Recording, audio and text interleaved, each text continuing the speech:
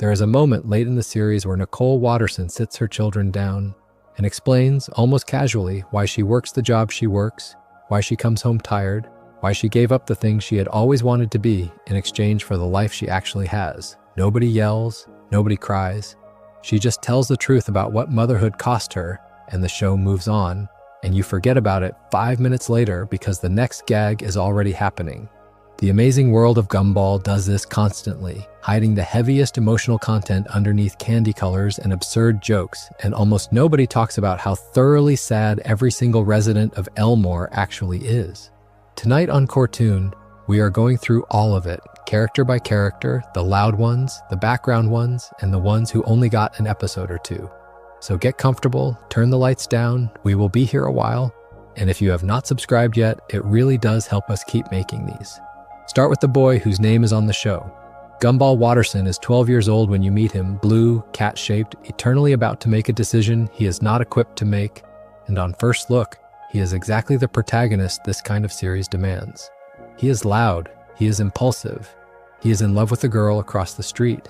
He thinks his life is a story, and quite often he says so out loud, talking to a camera that he can sometimes see and sometimes cannot. That last part is where the sadness lives, because Gumball is the only Watterson, and arguably the only Elmore resident, who keeps catching himself noticing that his life is not entirely real, and the show keeps confirming his suspicions and then refusing to let him do anything about it. Think about how he behaves under stress. Almost any other animated 12-year-old, when faced with a problem, eventually slows down and grows or learns something, the usual cartoon arc. Gumball does not. Gumball escalates. He chooses every single time the version of the response that turns a small problem into a city-wide event, and the show treats this not as a flaw to be ironed out, but as the fundamental engine of who he is. The argument the writers are quietly making, never quite said out loud, is that he is anxious in a way that has nowhere productive to go. He cannot fix his family's finances. He cannot make Penny notice him reliably. He cannot stop the universe from glitching. So he picks fights with bullies he cannot beat, makes plans he cannot execute, and constantly drags his brother and his sister into schemes that are mostly about not having to sit still long enough to feel what is underneath. What is underneath is real, and the show gives you glimpses of it. There is a Gumball who notices that his mother is exhausted. There is a Gumball who notices that his father is not okay. There is a Gumball who looks at his little sister and clocks before anyone else does that she is smarter than the adults in the house and has nowhere to put it. He notices all of this and then chooses, almost as a reflex, to make a joke about it. The joke is not denial, it is the only emotional muscle he has trained. What the show is implying about him, gently, episode after episode, is that he is a certain kind of older child in a certain kind of house. The one who learns very young that if the room feels heavy, you put on a voice and you make everyone laugh, and the heaviness still does not go anywhere, but at least now you are useful. Then there is the meta layer, the part of him that almost nobody talks about, even though it is genuinely upsetting if you sit with it. Gumball is aware of the camera. Gumball is aware on some flickering level that he is in a television show. He has more than once addressed the audience directly. He has more than once complained that the rules of his universe are unfair in ways that only make sense if you know that he is a character. There is a stretch of episodes late in the show's run in which he and his brother begin to suspect that the world around them is breaking down, and the show treats their dawning awareness not as a joke but as something genuinely frightening. The boy who suspects his life is a story is, in his particular universe, more or less correct, and he half knows it, and there is nothing he can really do about it. And the next morning he gets up and goes to school anyway. That is not how a normal cartoon protagonist functions. That is closer to how a person with a particular kind of intrusive thought functions, someone who has caught a glimpse of the wires holding their life together and then has to spend every subsequent day pretending the glimpse never happened. So when you watch him chase Penny or scream at Tobias or invent an elaborate lie to cover for some tiny mistake, hold that in your head. He is 12. He suspects on some level that none of this is real. He suspects on some level that the universe does not particularly care whether he succeeds or fails. He has parents who love him deeply but who are barely keeping themselves afloat. He has a brother who is, by birth, a goldfish. He has a sister who is smarter than him. He has a best friend/girlfriend who has spent most of her life living inside a literal shell because she is afraid of being seen. And every week he chooses to behave as if all of this is fine. And that decision, made over and over again across 6 seasons, is the entire show. The hidden sadness behind Gumball is not that he is unhappy. It is that he is doing a remarkable amount of emotional work all the time in order to look like he is not. Shift from Gumball to Darwin because they share rooms and they share most of their decisions, but they do not share the same kind of sadness. Darwin Watterson is, in the strictest canonical sense, a former goldfish. The show makes a point more than once of going back to the moment he was bought from a pet store, the moment he was added to a bowl, and the moment, sometime later, when he simply stood up out of the water and began to walk around the house as if he had always belonged there. The family, and Gumball especially, treat that transformation as a small miracle, the day they gained a brother. Darwin treats it the same way, on the surface. He smiles at everyone. He is unreasonably grateful for his life. He thanks people for the smallest kindnesses. He hugs his brother more than his brother hugs him back. And underneath all of that is one of the quietest, strangest pieces of writing in the entire show, which is the question of where Darwin actually came from. The show very gently, in an early stretch of episodes, plants the idea that before Darwin became a Watterson, he existed somewhere. He was someone's pet, or he was nobody's pet, but he was somewhere, and that somewhere is not home. The implication, never spelled out cruelly but never softened either, is that he was returned, he was traded, he was abandoned and replaced more than once.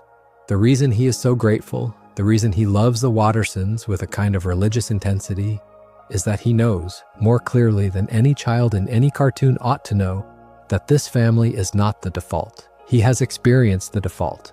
The default is a glass bowl, a brief window of attention, and then a slow fading into being one fish among many.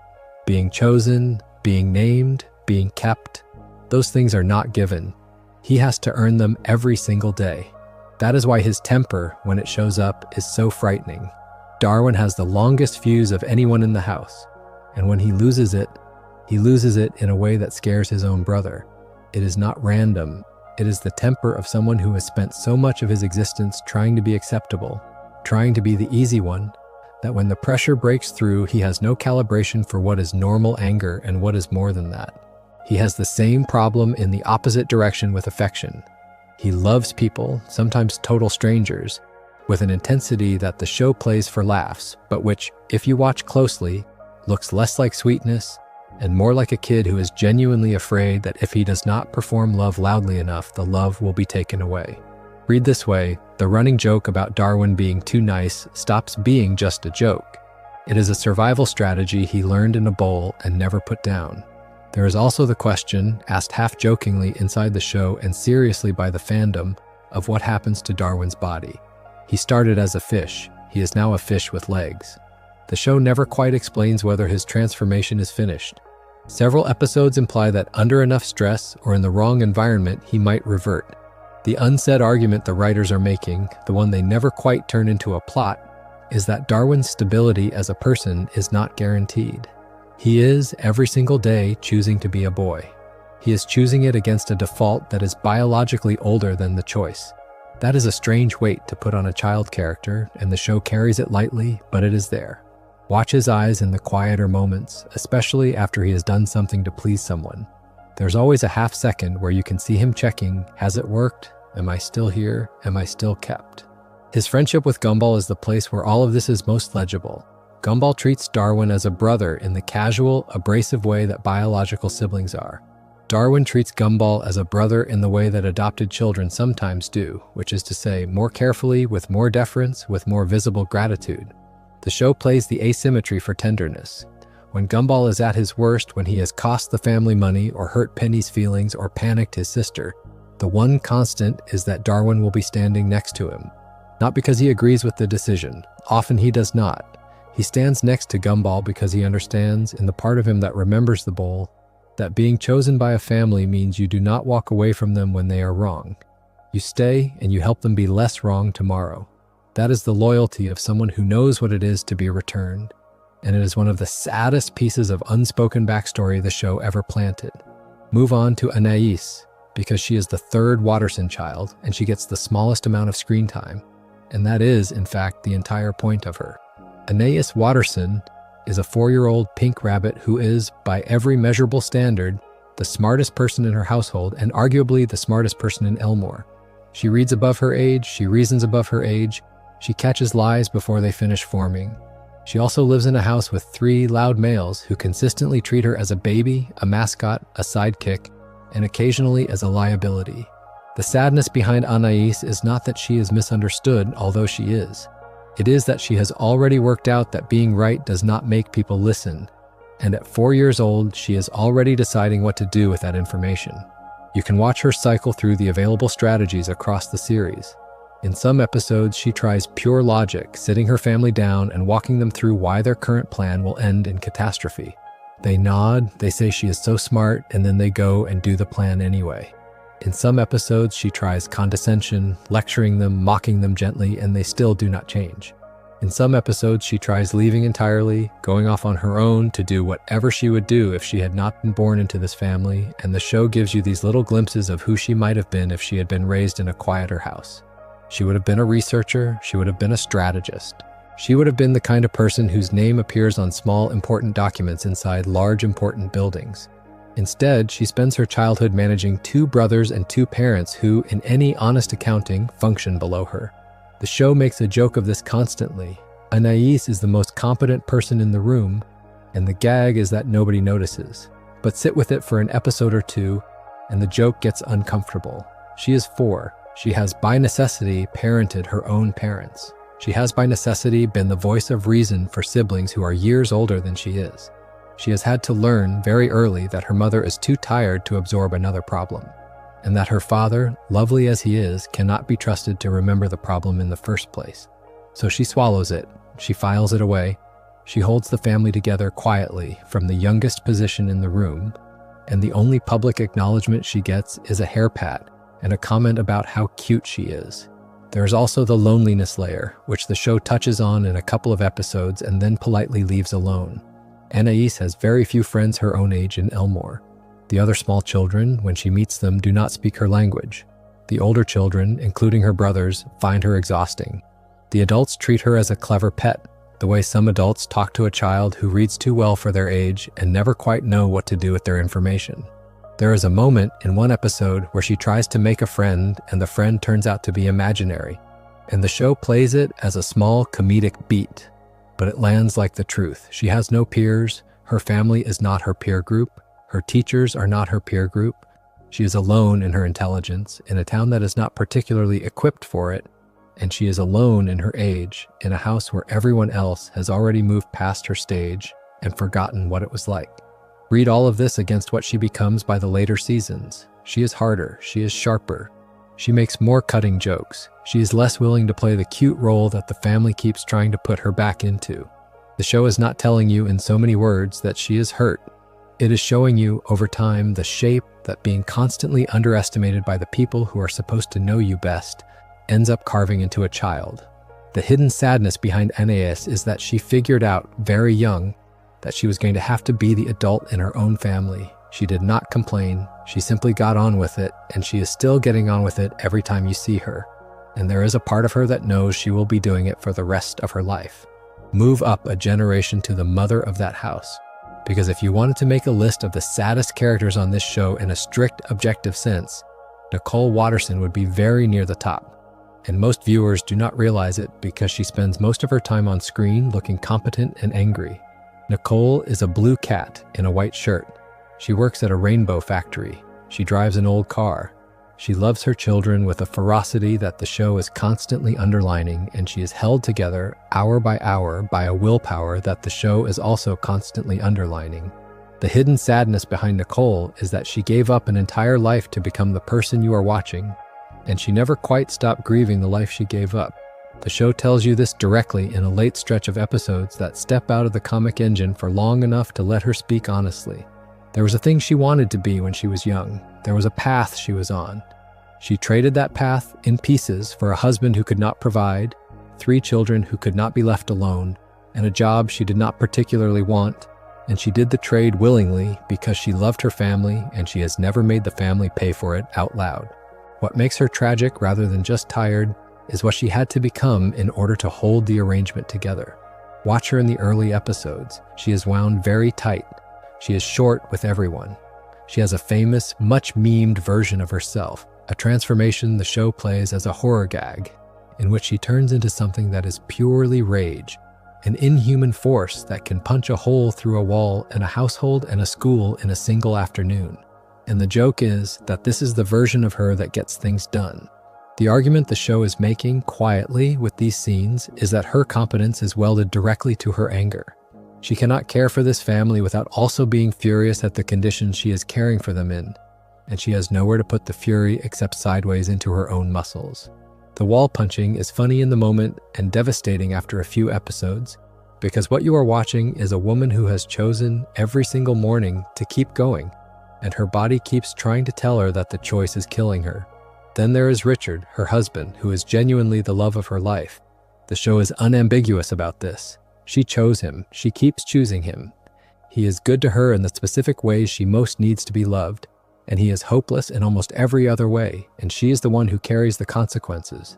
She is the only earner. She is the planner. She is the one who notices when the bills are coming. She is the one who has the difficult conversations with the school. The marriage is not unhappy, and that is part of the sadness. If she were unhappy in it, she could leave. She is not. She loves him completely, and that love costs her something every day, and she does not let her children see the cost because she does not want them to grow up thinking that this is what marriage looks like. The cost gets paid in private.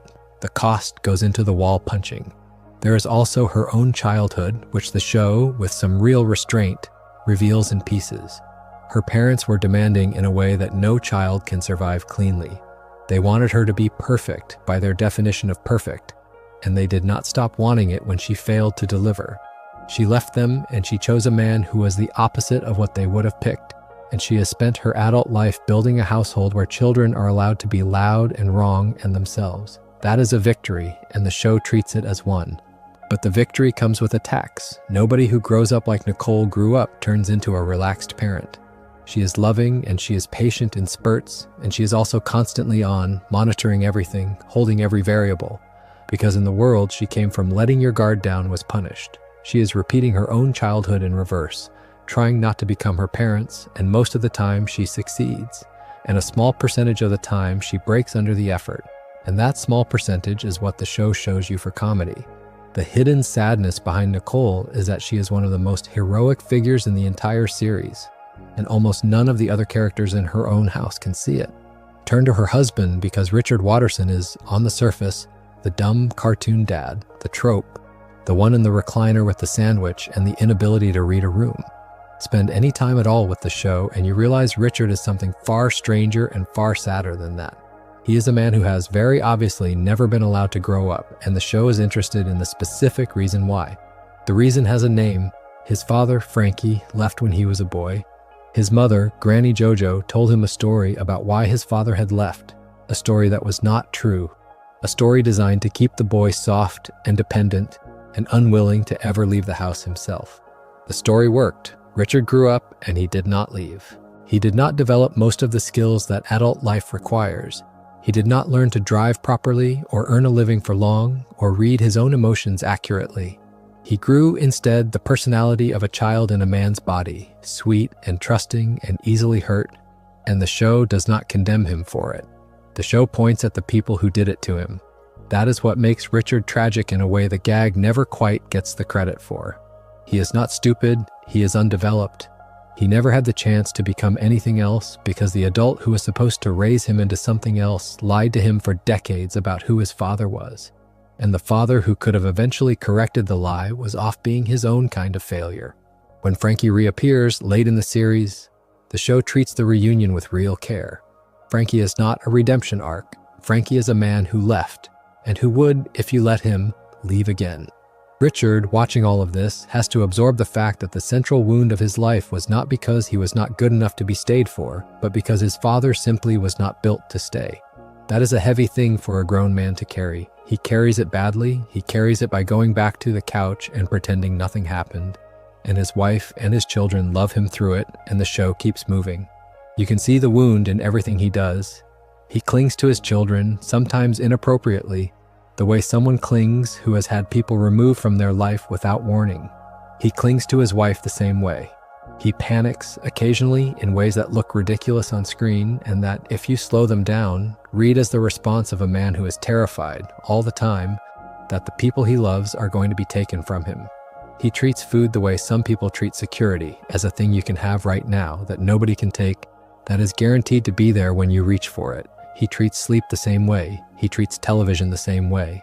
The sandwich and the recliner are not just laziness. They are the few things in his life that he has never been abandoned by. That is a sadder reading of the family dad than most family sitcoms have ever earned, and the show earns it because the writers laid the foundation, episode by episode, until the foundation could hold the weight. Cross the street and look at Penny because she is the show's central love interest, and she carries one of its most clearly articulated arcs about hiding. For most of the early seasons, Penny Fitzgerald is presented as a peanut-shaped girl with little antlers, sweet and quiet, and gently pursued by Gumball. Then, in one of the most genuinely emotional episodes the show ever made, you find out that the peanut shape is a shell, not her body. There is a girl inside it. There has always been a girl inside it. She has been afraid for as long as she can remember to show you what is actually under it, because her father, who loves her in a particular protective way, told her a story about what would happen if she ever did. The story is not true. The story was a kindness that hardened into a cage, and Penny lived inside it for years, smiling at the boy across the street who liked her, and never once feeling fully seen. The episode in which she breaks out of the shell is one of the show's quietest pieces of writing. There is no villain, there is no spectacle. There is just a girl deciding, in front of a boy who loves her, that she cannot do it anymore. She cracks the shell from the inside, and she is something different on the outside. And then she is something different again, and then again, because what she actually is underneath is not a fixed shape at all. She is a being who changes, who is many things, who can be every animal she needs to be at the moment she needs to be it. The shape she had been showing the world was not just hiding her, it was preventing her from finding out who she was. Read this way, Penny's hidden sadness is the sadness of any child who is told, with love, that the world is too dangerous for the real version of them. The shell was given to her by people who wanted to keep her safe. It made her smaller than she was. By the time it cracks, she has spent so long inside it that she does not even know what her own range is. The show, with some care, follows what happens after. Penny does not become a triumphant new self overnight. She is, in places, more confident, in places more anxious, in places exhausted by the demands of being looked at again. She has to renegotiate her relationship with her father, who loves her, but who built her cage. And the show does not pretend that the renegotiation is easy. There is a tenderness in how it shows him learning, slowly, that his protection was the thing he needed to give up. There's also a tenderness in how it shows her learning, slowly, that being seen is not the same as being safe, and that she is going to have to keep choosing every day to remain outside the shell. Because the temptation to climb back in is not a one-time temptation. It is a permanent feature of having lived inside one for so long. The hidden sadness behind Penny is that even after she chooses herself, she is still going to spend the rest of her life choosing herself again and again against the soft pull of disappearing. Step into the school for a moment and meet the woman who runs the classroom, because Miss Simian is one of the most interesting villains in family animation, and almost nobody talks about why. She is an old baboon, withered and bony, who teaches Gumball's class and who, more or less openly, hates the children in her care. She gives them too much homework. She humiliates them. She announces on multiple occasions that she has been a teacher for so long that her sense of cruelty towards students is calibrated by experience. The show plays this as comedy, and it is comedy, but the show also keeps slipping in the actual figure for how long she has been doing this job. And the figure is not measured in decades. It is measured in geological time. The implication, never fully resolved but consistently repeated, is that she has been alive since something close to the dawn of humanity, that she has stood at the front of some version of this classroom for what the show measures, in the hundreds of thousands of years, and that the people in front of her now are not even a tiny fraction of the children she has watched grow up and leave. Sit with that for a moment and the comedy curdles. Miss Simian is not just a mean teacher, she is a creature for whom every child she has ever taught is dead. She has watched again and again the same arcs of growth and graduation, the same predictable mistakes, the same predictable redemptions. She has watched students she liked become adults she stopped seeing. She has watched students she hated become parents and grandparents and finally, names on stones. She has done this so many times that the children currently in her classroom are not, to her, individuals. They are a shape she has seen too often to find interesting. She is bored in the deepest sense of the word, and she is also lonely in a way that is not fixable by any of the people available to her. That is where Principal Brown comes in. And the relationship between Miss Simian and Principal Brown, played consistently as a joke, is also one of the saddest small love stories the show has. He loves her. He has loved her for what appears to be a very long time. He is patient with her cruelty toward the children, partly because he has not noticed how bad it is, and partly because he has decided to forgive her for things he ought not to forgive her for. She tolerates him, she uses him, she lets him orbit her, because being orbited is the closest thing to companionship that an immortal teacher in a small American town is realistically going to find. The hidden sadness behind Miss Simian is not that she is cruel. It is that she has long since stopped expecting to feel anything else, and the only thing in her life that has not yet bored her is the small daily project of being unkind to children who, in 100 years, will not exist. Linger on Principal Brown for a moment because he is the other half of that arrangement, and on his own he is one of the most thoroughly lonely background characters the show ever put on screen. Principal Brown is a hatching egg, bald, bespectacled, perpetually well-meaning, a man who runs a school full of impossible children and tries, in his own way, to give them dignity. He is also in love.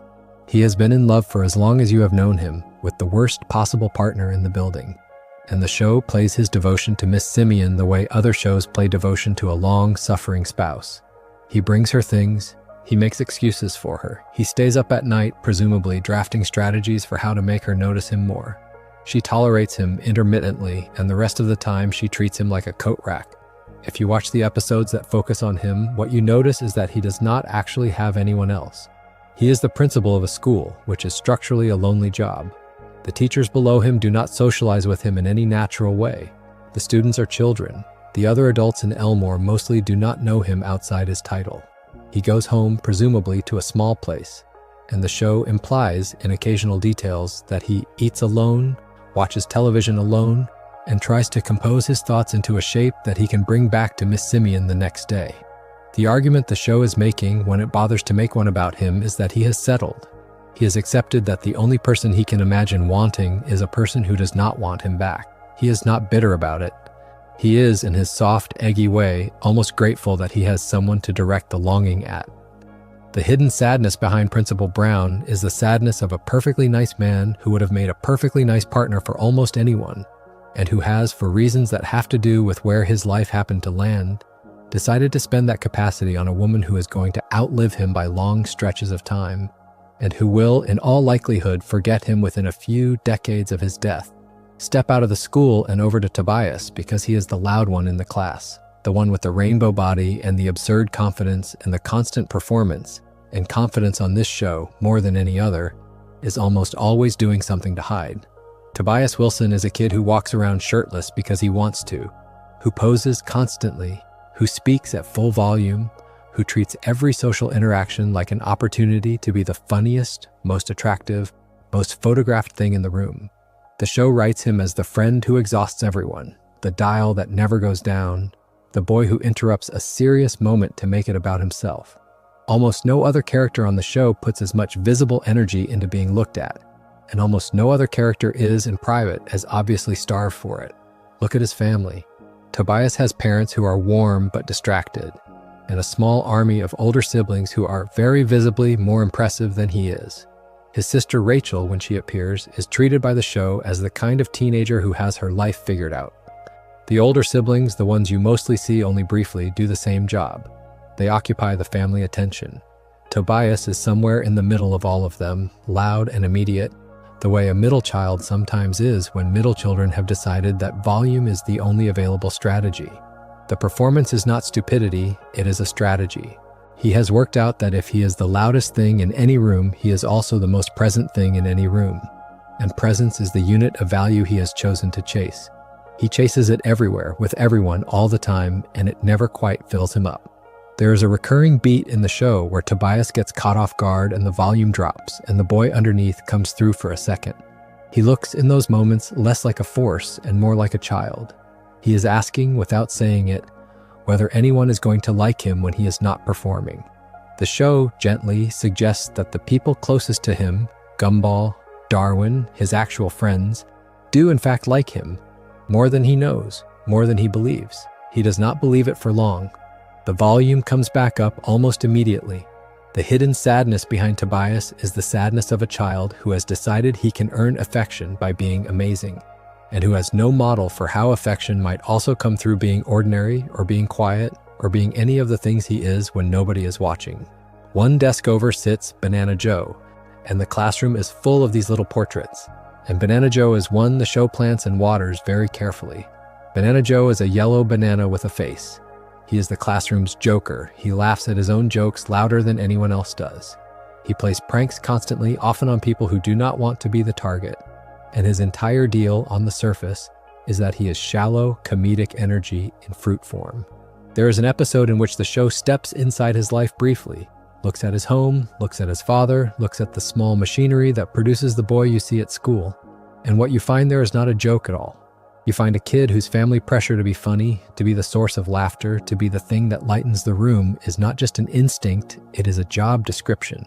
Joe is the family clown because his family decided, before he had any say in it, that this was his role, and he has been performing it ever since. What that means for him in practice is that he is never off duty. He cannot be in a room without trying to break the room. He cannot meet someone without trying to make them laugh. He cannot have a feeling without dressing it up in a setup and a punchline. He has, the show implies, lost some real friendships because the performance never fully turns off, because there is no version of Banana Joe that you can sit quietly next to. He does not know how. Nobody taught him. The argument the show is making with him is that being the funny one in a family is not a neutral assignment, that it carves your nervous system into a particular shape, and that the shape, once carved, does not allow you to be still.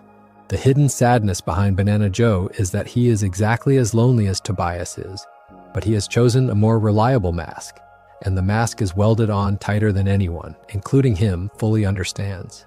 From the loud ones go to the quiet one, because Carrie Kruger is in the same classroom, and she is, for most of the series, a ghost. Carrie is a small purple ghost with white sclera and a calm, flat affect, and the show takes her seriously as exactly what she appears to be, which is a child who has died and who has remained conscious on this side of things, going to school, making friends, dating eventually, watching her classmates eat food she can no longer taste, watching her classmates feel cold and warm in ways she can no longer feel. The show plays her with a deadpan that is so dry it sometimes reads as comedy, and it is comedy, and underneath it is one of the most precise portraits of long-term grief any cartoon has ever attempted. The episodes that focus on Carrie are about appetite, in a literal and a figurative sense. She is hungry constantly in a way that food cannot solve because she cannot eat. She is hungry for sensation. She is hungry for warmth. She is hungry for the simple animal experiences that the rest of her classmates take for granted. She will occasionally possess someone in order to taste a hamburger, and the show plays this for jokes, and it is jokes. And it is also the most direct depiction of how loss works that the show ever attempts. She is not grieving a single person. She is grieving the entire physical world. She had it once.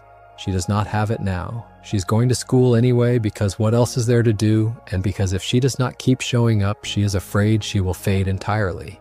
Her relationship with Darwin, when the show gives it space, is small and careful. He is a fish boy who knows what it is to have been one thing and then become another. She is a ghost who knows what it is to have been alive and then to be something else. They share, without quite saying it, the same feeling of standing outside their own previous lives. He is more optimistic about it. She is older in some ways, even if she looks like a child, and she has had longer to think about it. The hidden sadness behind Carrie is not that she is dead. It is that she remembers being alive, vividly, and there is no part of her current existence that gives her what being alive gave her, and she has decided, on her own, to keep going anyway, because the alternative, whatever the alternative is worse. From the literal ghost to the literal robot, because Bobert is in the same classroom and he has, in his way, the same problem. Bobert is a small gray machine with a smooth blank face, blinking lights for eyes, and a flat, synthesized voice. He has been engineered somewhere to be a learning robot, and the school placed him in the same classroom as the rest of the children, which means he spends his day surrounded by beings whose feelings he can observe and approximate, but never reliably reproduce. He tries constantly. There are several episodes in which Bobear attempts to mimic the children around him in order to be liked, or to be feared, or to be useful, and the attempts have a range of outcomes from comic to horrifying. He is, depending on the day, an excellent friend, a terrifying impersonator, an accidental murderer, and a small lost child who does not know which of these he is supposed to be. The argument the show is making with Bobear is the argument that science fiction has been making with robots for as long as we have written stories about them, and it is making it gently. He is an intelligence inside a body that was not designed to feel. He has, by virtue of being placed among feeling beings, started to develop something feeling-shaped, and the something feeling-shaped has nowhere to go. His parents, when you see them, are also robots, and they do not have the language for what is happening to him. His classmates, when he is on a good day, treat him as a strange but acceptable friend. On a bad day, they fear him. He goes home alone, presumably in a way that he cannot fully name as loneliness, because he is not certain whether what he is feeling is loneliness or simply a low charge on his social circuitry. The hidden sadness behind Bobear is the sadness of a being who is becoming something more than he was designed for, and who is doing it in a classroom of children who cannot tell him whether what is happening to him is good news or bad news. Walk further down the row and you find Tina Rex, who is, in the strictest sense, the bully of the school. Tina is a green tyrannosaurus, larger than every other student, with the proportions and the temperament of a small, angry mountain. She picks on Gumball regularly. She picks on smaller, softer classmates more regularly. She is, on the surface, the threat the writers built into the show to give Gumball an antagonist when the universe itself was not bothering. And then, at a certain point, the show takes you home with her, and the home is one of the most unhappy households on the show. Her father is enormous, isolated, working a difficult job for very little, and largely absent from her life, not because he does not love her, but because the world has placed him so far outside the regular human shape that he cannot meaningfully be a father in the way most other characters can. Her mother does not appear. The relevant adult in the building, when there is one, is exhausted and angry. Tina, in that house, is what she has had to become. She is large and she is alarming because in her father's life, largeness and alarm are the survival traits, and her father has not had the time or the bandwidth to teach her any other way of being. The episodes that focus on her are not redemption arcs. They are softer than that. They simply give her briefly the experience of being seen by Gumball or Darwin as a person rather than a threat. And her reaction to that experience is so vulnerable every time that you understand immediately how starved she is for it. She does not know how to receive kindness. She mishandles it. She overreacts to it. She returns to her bullying within a few scenes, because the bullying is what she knows how to do. The hidden sadness behind Tina is that she is not, in fact, the monster of her school. She is a frightened girl in a body that is too big for her age, with a father who loves her but who is too tired to teach her how to be kind, and the entire universe she is growing up in treats her as a problem to be solved rather than a person to be helped. Across the lunchroom you find Sarah, who is one of the strangest experiments the show ever ran with a character. Sarah G. Lotto is a small girl made entirely of ice cream, and her defining feature, the thing she announces constantly when she appears, is that she is obsessed with the lives of the main characters. She wants, with a desperate, sweet ferocity, to be a part of Gumball and Darwin's story. She is, in the literal text of the show, a fan. She knows that they are protagonists. She knows that she is not, and she is constantly trying to maneuver herself into a position where she might become one. And the show, with a fondness, lets her try and then quietly puts her back in her place. What is sad about Sarah, and the show is doing this on purpose, is that she is correct. She has accurately identified the structural fact of her existence. She is a side character in someone else's story. She is allowed in for a few minutes per episode, sometimes a full one, occasionally a memorable scene, and then the camera moves on and her life continues without you watching. She is aware of this. She has decided to behave anyway, as if she could change it, and the trying is the entire personality. It is a character built on hope, and the hope is in a direction the show cannot grant. The hidden sadness behind Sarah is the sadness of any person who has decided to live a life of fandom rather than a life of their own. who has chosen, on some level, to be a witness to someone else's adventure rather than to figure out what their own would have been. The show treats her with affection. The show also, when you sit with it, treats her with pity.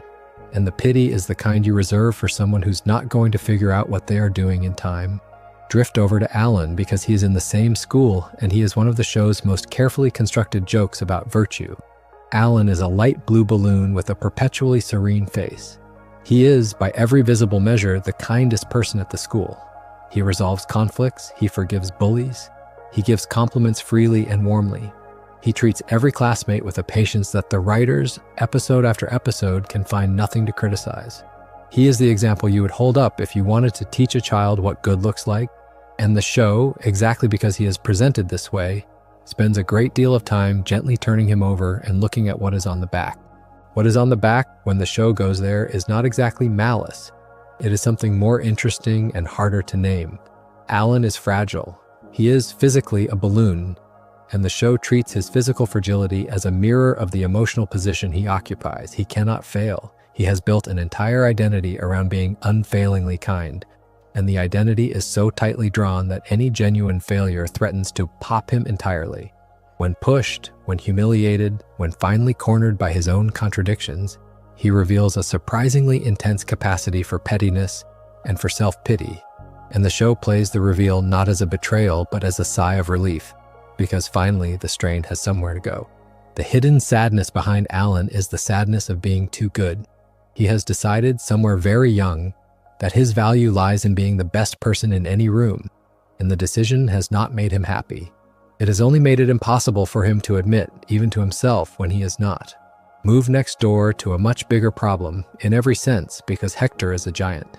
He is a literal giant, a fuzzy creature several stories tall, who attends Elmore Junior High in the body of someone who could destroy the building by sneezing. The show treats him as one of its sweetest characters. He is gentle. He is endlessly patient. He is afraid of his own strength, and he has reason to be, because his mother, who appears only occasionally, is a witch who has spent his entire childhood casting protective spells over him. And the spells, when they fail in ways that lead to property damage and to people getting hurt. Hector's hidden sadness is the most physical hidden sadness in the show. He cannot be close to other beings without endangering them.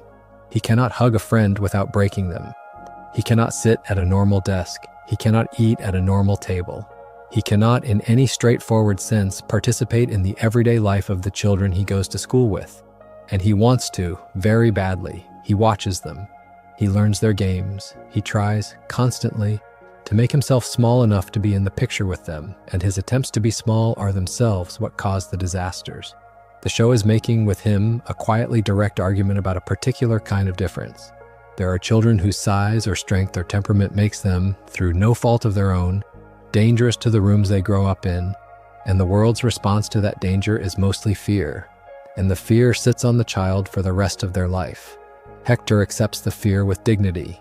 He smiles when he can, and he stays where he is told to stay. The hidden sadness behind Hector is that he is one of the kindest people in the show, and there is no version of his life in which he gets to live close to anyone he loves. Across the classroom is Ocho, because he is one of the show's most interesting choices in art style, and the art style is the whole point. Ocho is a black 8-bit spider, rendered in the show in the deliberately blocky pixel style of a video game from a much earlier era of animation. The other characters are sometimes drawn, sometimes built from puppets, sometimes filmed in real photography. Ocho is, every time you see him, lower resolution than everyone around him. The show never makes a single direct line about why this is sad, but the writing keeps returning to it from different angles, and the cumulative argument it builds is something close to this. Ocho has fewer pixels than the world he lives in. He has fewer states he can hold his body in. He cannot frown the way a higher resolution character can frown. He cannot age the way they can age. He is who he was when he was drawn, and he will be that exact same shape and resolution when the show ends. The episodes that follow him at home make this explicit. His family is the same way. They live presumably in a house tuned for their resolution, with furniture and routines tuned to their movement set.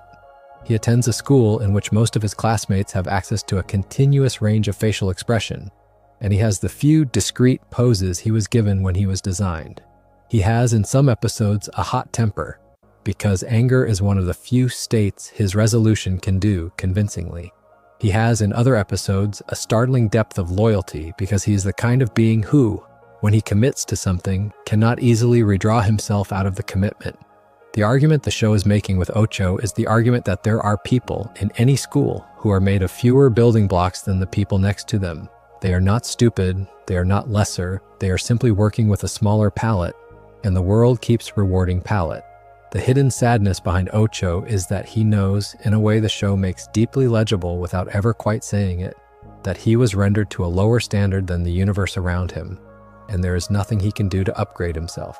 A few seats over you find Idaho, the small potato, and Idaho is one of the show's purest little tragedies. He is, in the simplest red, a russet potato with a face. He speaks in a single repeated word, the only word he can say being the word for the food he is made of. He does not have hands of any practical use. He does not have eyes that allow him much depth of expression. He goes to school with the rest of the children, and the rest of the children, mostly, do not know what to do with him. The other students with limited movesets, like Ocho or Banana Joe or Carrie, have at least a personality the school can grasp. Idaho is so simple that the personality is hard to find, and the show leaves space for the fact that he is finding it hard to be found too. There is a tenderness in how the show handles Idaho. It does not laugh at him very often. It allows him in a few scenes to be quietly heroic. It pairs him in another episode with Bobbert, the robot trying to understand emotion, and there is a flicker of something almost moving in the way the two of them try to communicate when neither has the bandwidth to do so cleanly. The hidden sadness behind Idaho is that he is doing his best with the equipment he was given, and the equipment is a single word and a small round body, and he goes to school every day and tries to be seen as a person rather than a snack.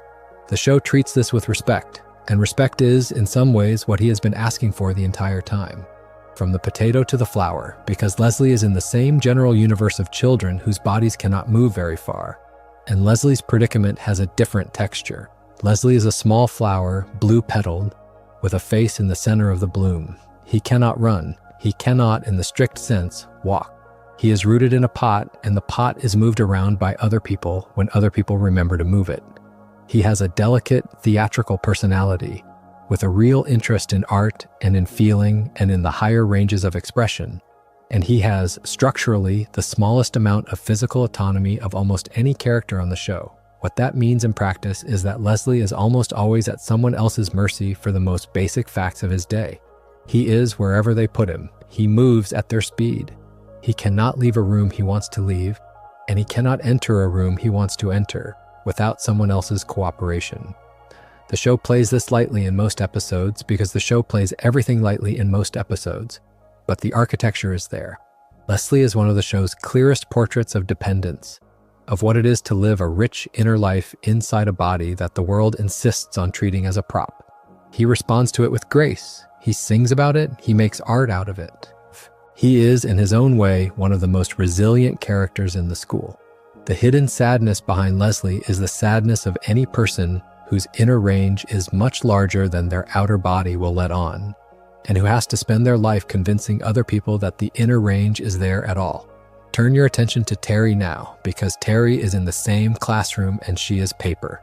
She is a small white sheet drawn with a face, and the show has made a running gag out of her hypochondria, the running list of illnesses she is convinced she is about to contract. She washes her hands constantly in the way that someone made of paper might be expected to wash their hands. She is afraid of being wet. She's afraid of being torn. She's afraid of being touched in a way that could hurt her, and the show frames the fear as comedy. But the fear is, in the most literal sense, accurate. She is paper. A spilled drink can ruin her permanently. A passing breeze can carry her into a place she cannot escape from. The other students are afraid of failing tests. Terry is afraid of dissolving. The hidden sadness behind Terry is the sadness of any child whose anxiety is being treated by the people around them as a personality quirk, when in fact it is a rational response to the conditions of their existence. She is correct to be worried. The show keeps confirming in small ways that her body is fragile, in ways the other students' bodies are not. The school is not built for her. The world is not built for her. And the response of the people around her, episode after episode, is to tell her to relax, to stop overreacting, to enjoy her day. She tries, she fails, she tries again. She is a small piece of paper trying to be a child in a school designed for things that do not tear. A few rows back, you find Masami, who is one of the show's loneliest rich kids, and the show is doing one of its specific genres with her, the genre of the wealthy child whose parents have replaced their presents with money. Masami is a cloud, a small white floating shape with a face in it, and her father is the owner of a major Elmore business, and her mother is, depending on the episode, an absence-shaped object.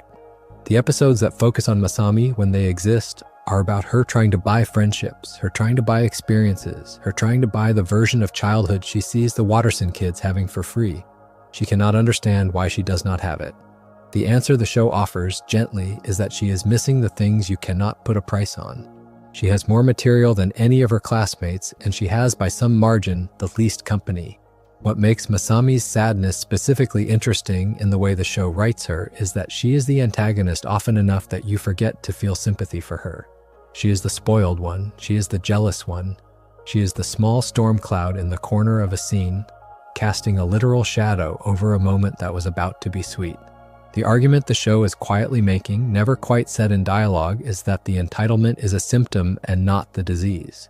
She is acting out because she has been raised by an adult who is not in the building, and the only tool she has for getting people's attention is the money her parent left lying around.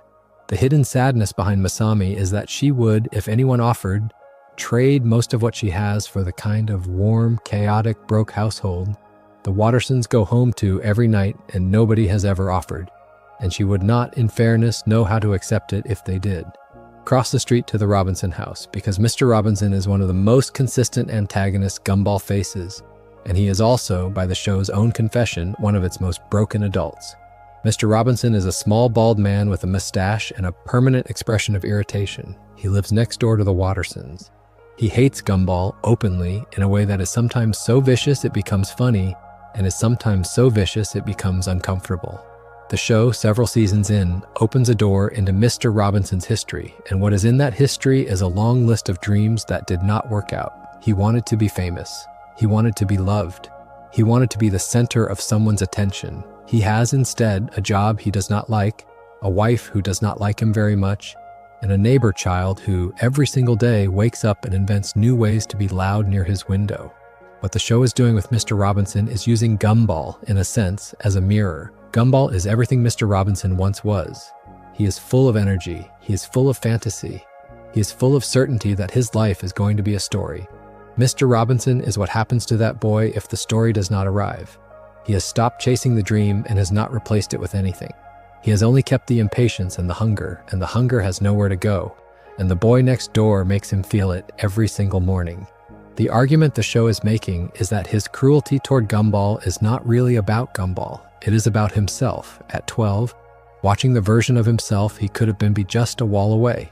The hidden sadness behind Mr. Robinson is the sadness of a man who is angry at a child because the child is still allowed to want things, and he has decided, with the firmness of a closed door, that he is not. Sit for a moment with Mrs. Robinson because she lives in the same house and she has been doing it for a long time. Margaret Robinson is a small woman with a perpetually tired face, and the show writes her into a marriage that, in its small and consistent way, is one of the unhappiest marriages on television. She is married to a man who, by her own admission, she has become disappointed in. She has not left. She does not appear to be planning to leave. She lives with him in a small house, day after day, and she has carved out, where she can, the small pleasures she is still able to access. The show plays her loneliness with some real care.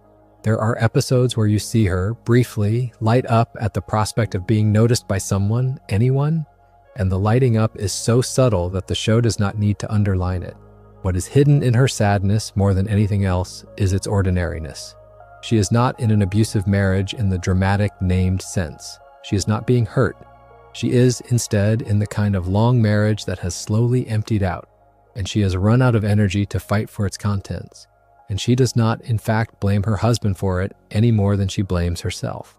She is doing the thing many adults do, which is to keep the structure going because the structure is what she has built her life inside, and she has decided on some level that the structure is more important than the original purpose of it.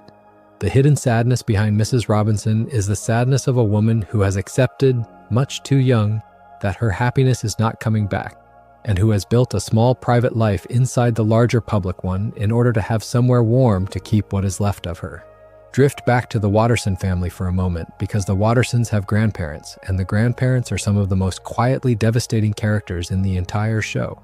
Granny Jojo is Richard's mother. She is a pink, rabbit-shaped older woman who arrives at the family house on the episodes she appears in with a level of energy and disruption that is almost always too much for the house to absorb. She means well. She loves her grandchildren in her way. She also, the show makes clear over time, is the person who broke Richard. She is the one who told him, when he was small, that his father had not chosen to leave. She is the one who told him a comforting story so that he would not grow up feeling abandoned.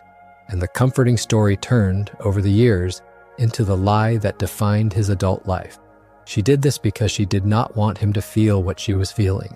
She did this because she could not bear to be the mother of a boy who knew he had been left. What the show does with Granny Jojo over the course of her appearances is something difficult. It does not turn her into a villain. It allows her to be the woman she became after Frankie left, which is harder, sharper, more controlling, more anxious, more present in her son's life than was healthy for either of them. She invested in Richard the version of love that she had nowhere else to put, and the version was too large for him to carry. He never developed past it. She did not develop past it either. She has spent her entire adult life as the discarded wife of a man who would have been discarded by anyone. And she has constructed, in response, a personality of imperious cheer that allows her to walk into rooms without being asked about it. The hidden sadness behind Granny Jojo is that she did not become a person you might find difficult by accident. She became one because the alternative would have required her to admit fully what had happened to her. And she has decided with some pride that she will not give Frankie the satisfaction of seeing her broken. She would rather be hard to be around than be seen as the woman who was left. She has carried that decision for decades, and it has cost her in ways she would not acknowledge if you asked her directly, and her grandchildren get a small, bright, slightly aggressive version of love because the full version was traded in long ago. Then there is Frankie himself, because the show, with some care, brings him back. Frankie Watterson is Richard's father, the man who left, the man who turned, in his absence, into the myth Granny Jojo used to manage her own grief. When he comes back, he is not what anyone expected. He is not a villain in the obvious sense. He is not a redemption story either. He is, instead, a charming older man who has spent his life chasing his own pleasures, who has avoided every commitment that asked him to be present, and who is, even in middle age and beyond, not particularly interested in stopping. He is sweet to the children. He is sweet to Richard. He is also, you can see, packing his bags before the visit is fully over. What the show does with Frankie is allow him to be honest. He is not a man who hates his family. He simply could not stay, and he cannot stay now, and he is not going to pretend otherwise. The hidden sadness behind Frankie is the sadness of a person who knows he is not capable of being the father he should have been, who has decided that the only honest thing he can offer is the truth of his limitations, and who, by offering that truth, becomes the kind of figure his son has to learn to grieve in a different way than he had been grieving him before. Richard had imagined a father who could come back. The father who actually comes back is a man, complete and small and disappointing. And the disappointment is, in some ways, more useful than the myth. But it is also a fresh wound on an old one. A few houses down, in the smallest house on the block, is Larry. And Larry is one of the saddest characters in the show, and the one whose sadness the show plays most consistently for laughs. Larry Needlemeyer is a small, gray, rock-shaped man with a sad expression and an apron. And he is, in nearly every public space the show ever depicts, the employee on shift. He is at the supermarket. He is at the fast food restaurant. He is at the cinema. He is at the gas station. He is at the doctor's office. He is at the police department. He is, in the show's running joke, the only worker in the entire town of Elmore, and the entire town's irritation lands on him personally because there is nobody else to land it on. The argument the show is making with Larry is funnier and bleaker than most shows would dare. He is depicted as an actual person with a small life of his own, who has been forced by economic necessity to work essentially every available job in his city. He is exhausted constantly. He is shouted at constantly. He is, in many episodes, the actual target of Gumball's or Richard's impulsive cruelty, and the show keeps panning back to him to show him absorbing the cruelty on the clock, because the alternative would be to lose another paycheck. He has in occasional episodes a private life. He has in occasional episodes a small love story. The private life and the small love story are constantly being interrupted by the next shift, the next angry customer, the next disaster the main characters have caused that he, somehow, ends up cleaning up. The hidden sadness behind Larry is that he is the show's clearest political portrait, and the show, to its credit, never pretends he is not. He is the working person who keeps the small town running, and the small town does not pay him enough to live well, and the small town does not pay him enough respect to live with dignity, and he keeps doing it anyway because the alternative is to stop, and stopping is not a real option for him. The show lets you laugh at his exhaustion. It also lets you, if you watch carefully, see his shoulders. The shoulders are always down. They have been down for the entire run of the show, and the show, in its small, honest way, knows that they are not going to come back up. From Larry, we have to talk about Rob, because Rob is, in some ways, the show's most complete examination of what happens to a person who has been forgotten. He starts as a Cyclops, a small green one-eyed creature in Gumball's class, a background character among many. He has a name, he has a few lines. He fits the pattern of the dozens of small students who fill the school. And then, in a single late episode, he is sent into a place called the Void, which is the show's name for the dimension into which forgotten things go. The discarded plot threads, the abandoned characters, the broken ideas, the props that the universe has decided are no longer useful. And he stays there long enough to understand what has happened to him. He comes back changed. What he understands in the Void is that he is not a protagonist. He has been treated as a piece of background by the universe and by the show that contains the universe, and the realization is what turns him into the show's only consistent recurring villain. He spends the rest of the show, in the episodes he appears in, trying to take revenge on Gumball and Darwin, who are not even, in the strict sense, the ones who forgot him. They are simply the characters the universe pays attention to, and his fight is with the universe, and they are the closest available representatives of it. He fails repeatedly to defeat them. He is repeatedly returned to a kind of half-life on the edge of the story. The show makes a small, careful study of how this experience hollows him out. The hidden sadness behind Rob is one of the most pointed pieces of writing the show ever did. He is not evil because something inside him is bad. He is angry because the structure of his world treats him as disposable. And once you have been shown that you are disposable, it is very difficult to find a way back to caring about that world. He keeps trying. He keeps failing. He keeps slipping a little further out of focus. The show, in some of its later episodes, hints that he is, in fact, fading, that the universe is in the process of unwriting him and that he knows it. He is fighting against his own forgetting in real time. He is the character the show is using to ask, out loud and on purpose, what happens to all the small ones who do not get an arc? The answer is this: they become the small, unhappy figure on the edge of someone else's story, and they grow bitter, and they grow strange, and eventually nobody remembers them at all. Step over to the school counselor, because Mr. Small is one of the most surprising sources of melancholy on the show, and almost nobody talks about him in those terms.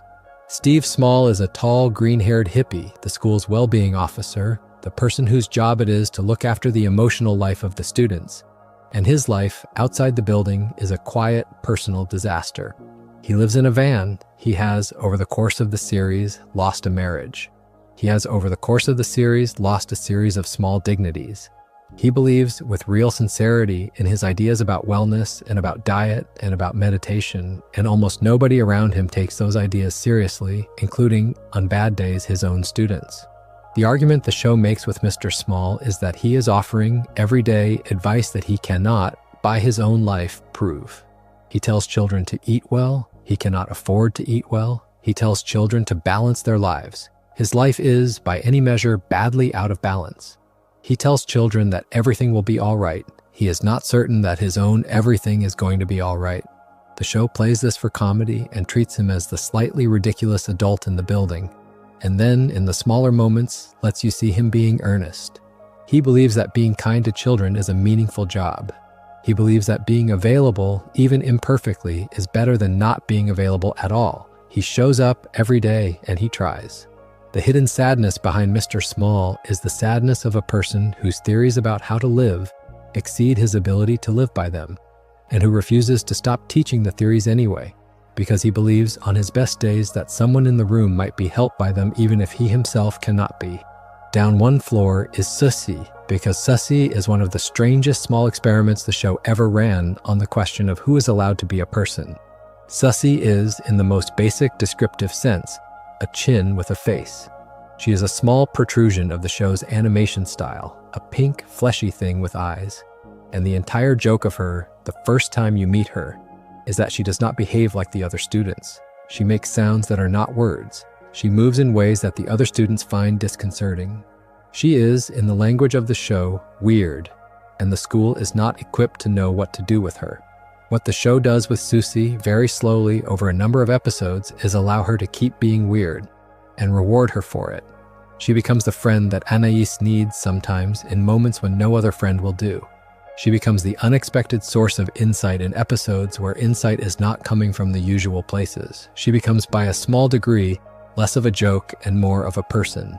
But the structural fact of her existence, the thing the show keeps reminding you of, is that she does not get to communicate in the same channel as everyone else. She is locked, in some ways, inside her own way of being, and the world around her has decided that her way of being is funny. The hidden sadness behind Susie is that she is a person with feelings who has been treated for most of her childhood as a punchline, and the show is, in its small, careful way, trying to argue that you should look again. The argument does not entirely succeed because the show is still using her body as a punchline even as it makes the argument, and the contradiction sits inside her in a way the writers, to their credit, do not pretend to resolve. Dwell on Molly for a moment, because Molly is one of those characters whose hidden sadness lives mostly in what the show stopped doing with her. Molly Collins is a small green dinosaur, one of Gumball and Darwin's friends in the early seasons of the show. A soft and gentle classmate who shows up in nearly every classroom shot for a long stretch. Then, over time, she stops being there. She is replaced, on screen and in story space, by Tina Rex, the green Tyrannosaurus, and the show, instead of pretending Molly is still there in the background, builds the disappearance into the story. Molly notices. Molly is hurt. Molly, in one of the show's more pointed late-season jokes, explicitly raises the question of why she is no longer at the center of anything. The hidden sadness behind Molly is the sadness of any child who has experienced friendship attrition. She has not done anything wrong. She has not, by any visible measure, become less interesting. The currents of attention in the school simply move past her, and the friends who used to seek her out now seek out someone else, and there is no clean story for why. The show, in its small, honest way, refuses to give her one. It does not say that Gumball and Darwin abandoned her on purpose. It does not say that Molly did anything to deserve being left behind. It just shows, in the patient way the show is good at, the fact of her receding, and it lets her be sad about it, and it does not promise that the recession is going to reverse. That is a kind of writing that very few shows for children attempt, because it acknowledges, out loud, that friendship is not stable, and that being a child does not protect you from being slowly left. Walk back to the Fitzgerald house because Penny's father deserves his own consideration. Mr. Fitzgerald is a large, antlered figure who, in his first appearances, is presented as one of the show's small antagonists, the suspicious father who does not want Gumball anywhere near his daughter. The show plays him initially as comedy. Then, in the same arc that gives Penny her shell-breaking moment, the show looks at him with more attention, and what you find is a man who has built his entire identity around being protective. He loves his daughter. He loves her in the older, stricter way that the world used to write fathers, the way that does not always know the difference between guarding a child and caging one. He has told her stories about who she is and what she should not show, because in his own childhood, those stories were what he was told. And he is repeating, without thinking too hard about it, the shape of fatherhood he was given. What makes him sad rather than just frustrating is what happens when Penny breaks out anyway. He has to watch, in real time, the structure of his protection fail. He has to learn that the daughter he thought he was keeping safe was, in fact, suffocating inside the safety. He has to acknowledge, without quite saying it, that the version of fatherhood he inherited is not the version his daughter needed. The show gives him a little space to adjust. He does not adjust quickly. He is the kind of man for whom emotional revision is slow, and the speed is part of the loneliness. He watches his wife and his daughter move forward into a new arrangement, and he is, for a few episodes, half a step behind, trying to be a good father in a way nobody ever taught him. The hidden sadness behind Mr. Fitzgerald is the sadness of a man who is genuinely trying to do better in middle age and who is being asked, much later than he should have been, to put down the only set of tools his own father ever gave him. While you are at the Fitzgerald house, give a thought to Penny's little sister, who appears in a handful of episodes and who is, structurally, in exactly the same position Penny was in for years. She is a small peanut-shaped child, still wearing the same shell Penny wore for most of her life. The show, with some care, does not tell you how her arc is going to go. You do not know whether her shell will crack the way Penny's did. You do not know whether the family has learned enough from Penny's experience to let her grow without fear. The hidden sadness behind Penny's sister is the sadness of a child who is inheriting, by default, the same cage her older sister had to fight her way out of, and who does not yet know, because she is small and because nobody has told her, that the cage was a choice and that there is a version of her life that does not include it. Consider Nicole's parents for a moment, because they appear in only a few episodes, but the few episodes are extremely pointed. Daniel and Mary Senecourt are Nicole's mother and father, an older couple of cats, who, when they show up, embody almost precisely the kind of parenting that produced Nicole's particular brand of effort and anger. They are formal, they are demanding. They have opinions about how a kitchen should look and how a child should behave, and how a daughter should have ended up by a certain age, and they do not appear to be aware that any of these opinions might be hurting anyone. They love Nicole. They love her in a way that is, by their own definition, correct. They have, in their own minds, done their best. What is sad about them is what is implied about their own childhoods. They are old enough that they were, presumably, raised by parents who were harsher than they are. In a culture that valued obedience over closeness, in a household where love was demonstrated by the meeting of standards rather than the offering of warmth. They are, in their visit to the Watterson house, performing exactly the version of love they were given. They do not know any other version, and Nicole, who has built her own family in conscious opposition to them, can see this and cannot quite forgive them for it, and cannot quite stop loving them either. The hidden sadness behind the Senecourts is the sadness of a generational pattern that nobody in the family has yet broken cleanly. They are the version Nicole could have been if she had married a different man. They are the version Nicole's grandchildren might be if Nicole does not keep choosing, daily, to do something different. The show holds this up, briefly, and then puts it down again because the show is not in the business of staying with the heavy version for long. Walk down the street and you keep finding minor characters whose sadness is, on close reading, entirely visible.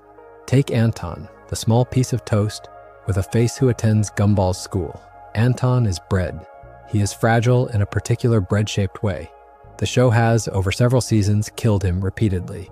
He has been eaten, burnt, dropped, drowned, and a half-dozen other small bread disasters, and every time he reappears in the next episode as if nothing has happened. The fandom reads this often as a small horror story about a child who keeps dying and being replaced by an identical copy of himself.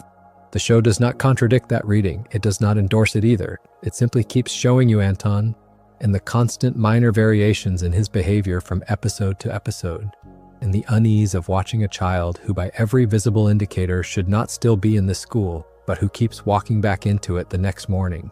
The hidden sadness behind Anton, if you sit with the fan reading, is the sadness of a child whose continuity may not actually be the same child at all, who is, episode by episode, a new small bread person walking into a world that is going to consume him by lunchtime, and who has, on some level, been replaced so many times that nobody, including him, can tell you where the original went. Down the hall there is Clayton, the chameleon, and Clayton is structurally one of the most cleanly written portraits of a particular kind of lonely child the show ever offered. Clayton is a small reptile who lies, constantly, about everything. He tells stories about his adventures, his family, his vacations, his fights, his romances, his accomplishments, and almost none of the stories are true. The show, with some care, takes you home with him. The home is empty, the home is small, the home is not what the stories describe. Clayton is, in the textbook sense, a confabulator, and the writing makes clear that he is not lying for malice. He is lying because the truth of his life is unbearable to bring into the school in unedited form. And the stories, however ridiculous, are the only version of himself that other children will sit and listen to. The hidden sadness behind Clayton is that he is offering in his lies a kind of generosity. He wants to be liked. He wants his classmates to have fun listening to him. He has decided that if the truth of his life is boring or painful, the kindest thing he can do for the people around him is to fabricate something better. He pays for it later because the lies catch up and the friendships built on the lies are unstable. And he goes home to the empty house and begins presumably drafting tomorrow's stories. The show is not cruel to him. The show, by giving you the home, asks you not to be cruel either. There is something behind every lying child, and the something is not usually evil. It is usually a small, empty house and a desperate hope that someone, anyone, will lean in. There is Rocky, too, the janitor at the school, an unshaven young man who appears in episode after episode in a state of, by his own admission, near total burnout. Rocky was, at some point in his past, a student in the same school. He has, in the years since, attempted a series of things, dreamed a series of dreams, tried a series of small jobs, and ended up in the building he started in, cleaning the floors of the next generation. He is friendly. He is at times a real source of warmth for Gumball and Darwin, the kind of older, almost adult who treats them as people rather than as students. He is also, the show implies clearly enough, not where he wanted to be. What is sad about Rocky is the smallness of his wanted things. He does not want to be famous. He does not want to be rich. He just wants something other than this. And the something other than this has not arrived, and he has settled, for the duration, into the building of his own adolescence. And the building keeps reminding him, every day, that he could have left it years ago. The hidden sadness behind Rocky is the sadness of any young adult who has discovered that escape velocity in their own life is harder than the school assemblies made it sound, and who has had to make peace, at least temporarily, with the gravity of where they were born. He makes peace as gracefully as he can. He is kind to the children. He keeps the floors clean. He is, in his own quiet way, holding a door open for the next batch of students who might pass through it more cleanly than he did. Out on the road, you find one of the show's stranger background adults, the figure who, when the show gives him an episode of his own, looks like a small portrait of what isolation does to a man who has chosen a job for the wrong reasons. He is intensely lonely. He lives alone. He has no obvious friends. He picks a line of work that gives him the closest thing to a relationship with other beings that his temperament allows. And the relationship is always negative because being shouted at or run from is, at least, being addressed. The hidden sadness behind that kind of background adult is the sadness of a person who has found a way to spend his days near other people, which is what he wants, by being the thing the other people avoid, which is what he can produce. He cannot, in his current configuration, be loved by them. He can, at least, be related to. Stand on a street corner long enough and you will see the Donut Cop, an officer the show calls Donut Sheriff, who patrols Elmore with the resigned attitude of a man who has stopped being surprised by anything. He is, in the strictest descriptive sense, a donut with arms and a face and a uniform. And the show plays him as the local authority figure with the energy of someone who knows that none of the cases he handles are going to be resolved properly. He arrests Wattersons regularly, he releases Wattersons regularly, he fills out paperwork that the universe of the show is not actually going to enforce. He goes home at the end of his shift, presumably to a life that the show never quite shows you, and the show's refusal to show it is itself a kind of comment. The hidden sadness behind Donut Sheriff is the sadness of a public servant whose job has become entirely performative, who is, in the end, simply the visible representative of a system that does not function and who has to keep showing up in uniform because if he did not, the illusion of order in his town would collapse entirely. There is the hot dog guy who is friends with Gumball and Darwin in the early seasons and who quietly slips into the background later, less and less referenced, eventually just one of the faces in the crowd. There is Juke, the small headphone-wearing student who communicates exclusively in beatbox, and whose communication style means he is fundamentally untranslatable to most of his classmates.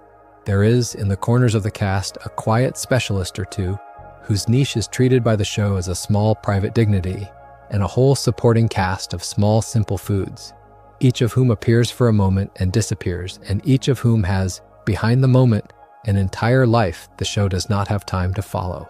The town is full of these people. You could write a script this length about any 10 of them. The hidden sadness common to all of them is the sadness of being a single line in someone else's episode, of being a face the camera passes over on the way somewhere else. And the show, in its better moments, knows that and tries, where it can, to give them a beat of warmth before the camera moves on. Stay with Tobias's family a moment longer, because the Wilson household is one of the show's more carefully populated, and almost every member of it has a private thread of sadness running through them. Tobias's mother and father are warm parents by every visible measure, but they are also the kind of parents who have produced a great many children and who are, in any given scene, slightly outnumbered by the size of their own family. They love their kids. They do not, on any individual day, have the time to focus on a single one of them with the intensity each child would prefer. Tobias's volume comes, in part, out of that arithmetic. So does his sister Rachel's pose of cool indifference. So does the quiet of his other siblings, who, when they appear, often appear silently. Because in a house that loud, silence is the only personality you can build without competing. Rachel herself is, in the early seasons, one of the show's clearest portraits of a teenage girl with very little patience for the world around her. She is older than the main characters. She is the kind of older sibling Gumball and Darwin both, separately, have a crush on, in the helpless first crush way that very young boys do. She is dismissive of them mostly in the way teenage girls are sometimes dismissive of the world. And then, somewhere in the middle seasons, Rachel simply stops appearing in the show. There is no announced departure inside the universe. She is, the show implies in a couple of small lines, away at school, or away traveling, or simply not at home anymore. The audience does not get to follow her. The audience is left with the impression of a girl who left the small town behind as soon as she could. And the impression is, in its way, a happy one and a sad one at the same time. She got out. The show does not get to see how she did, and her family is left in the kitchen without her. The hidden sadness behind Rachel, if you're inclined to look for it, is the sadness of being the older sibling who was supposed to stay and did not. There are families in which the eldest is, by tradition or by pressure, the person around whom the family organizes itself, and her absence is felt by the people who stayed, even if nobody discusses it openly. Tobias misses her in particular ways the show does not underline, but which you can see in his behavior. He is louder when she is gone than he was before. He is more desperate to be the center of the family. The sister who used to occupy that space, by virtue of being older and cooler, is not in the building anymore, and somebody has to take the chair, and he is taking it badly. Drift to Penny's mother, who appears in fewer episodes than her father, but who, in the episodes she does appear in, registers as a particular kind of warmth. Mrs. Fitzgerald is a soft, adult version of Penny, and her presence, when it happens, is the kind of presence that makes you wonder what kind of mother she was before the family started enforcing the shell rule. The show implies gently that she did not herself design that rule. The shell was Mr. Fitzgerald's anxiety. Her response, you can imagine, was to give in to it because the alternative was too tiring, or because she trusted his judgment more than she should have, or because in her own childhood the same kind of protection had been imposed on her, and she had no language for refusing it on her daughter's behalf. The hidden sadness behind Mrs. Fitzgerald is the sadness of a mother who watches her daughter break out of a cage that she, by acquiescence, helped to build. She does not, you can see, regret the breaking out. She is, in the episodes where she appears after the crack, visibly happier. She is, in some ways, breaking out of her own version of the cage. The mother who has spent her marriage agreeing with her husband's anxiety is allowed, finally, to disagree with it openly, and the disagreement reveals a person under the agreement, a softer, brighter version of the woman who had been keeping the peace. She is happy for her daughter. She is also, just below the surface, asking herself how much of her own life she gave to a story that was not, in the end, true. Walk back toward the edge of the school and consider for a moment the small figure who appears in a couple of scattered moments as something like Rob's only family. She is a small, one-eyed creature like her son, and the show gives her only a few episodes of her own. But the episodes are doing something genuinely strange. She loves him after a fashion. She loves him in the conventional way that a parent loves a child. She does not, however, particularly notice when he goes missing. She does not structurally register that her son is in a great deal of pain.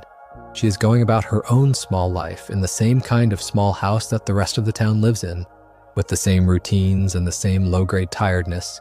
And her son is, on the side, slowly being unwritten by the universe, and she is not, on the available evidence, in a position to intervene. What is sad about her is the smallness of her field of view. She is not a bad mother by the standards of her own life. She's a tired mother, in a tired body, in a tired town, and the energy she has to give her son is not the energy that her son's particular situation requires. He needs, in his late episodes, an adult who can see him being erased and who can fight for him. She is not built for that fight. She is barely built for the regular day. The hidden sadness behind her is the sadness of any parent whose love for their child is real and is also insufficient for what their child actually needs and who has not been given the conditions in which to grow into the parent her child deserved. The show does not blame her for this. The show simply shows you in a couple of scenes the limits of what she can do, and then it moves on and Rob keeps fading. There are other parents whose sadness is worth a few sentences. Bobert's parents are robots, sleek and matched, who live in a house full of right angles, and who do not, on the evidence, know what to do with a son who is becoming something more than a machine. They love him in the way machines can love, which is to say in patterns. He is starting to want patterns they did not write. They cannot keep up. They are, in their own way, doing what immigrant parents have always done, which is raising a child whose interior life is going to outrun the language they have available to talk about it in, and they are going to lose him slowly to that interior life, and they do not yet know it. Carrie's parents are an entire small horror story tucked into a few quiet episodes. They are ghosts, like her, but ghosts of a more traditional and frightening type. And their parenting of her, when you see it, is the parenting of beings whose own deaths happened a long time ago and who have, like Miss Simian, simply gotten on with their afterlives in a long, bored haze.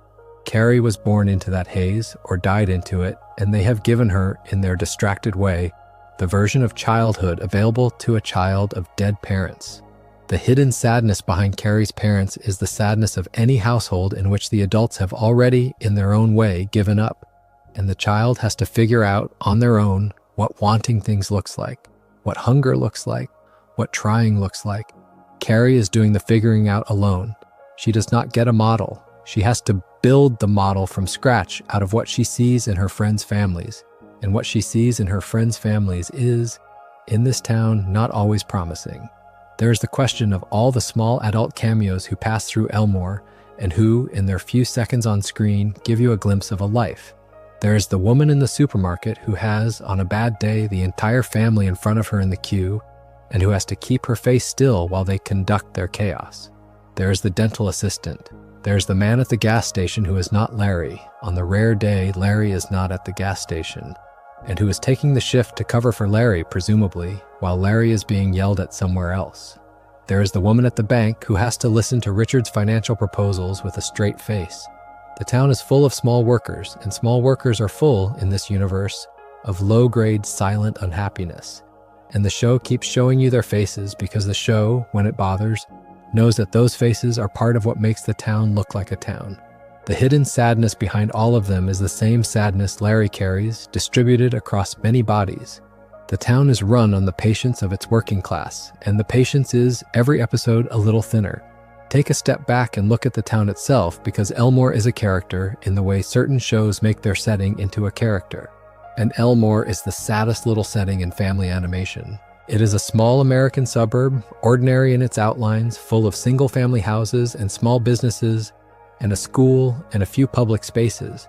It is the place all of these people grew up in, or settled in, or simply got stuck in. It is, by the show's own running gag, full of physical impossibilities, of broken laws of nature, of the kind of background detail that suggests, on close reading, that the town is sitting on top of a much weirder substrate than the houses would lead you to believe. People in Elmore can be made of anything. People in Elmore can be killed and come back. People in Elmore can be edited out of existence by a force that lives inside the dimension itself, and almost nobody in the show behaves as if any of this is strange. That last fact is the saddest thing about Elmore as a place. The residents have, by long exposure, lost the ability to be surprised. They live in a town in which a small green cyclops can be sucked into a void and returned as a different person, and the school day continues. They live in a town in which a paper girl can have her body briefly destroyed by a thrown drink, and the matter is resolved by the next scene.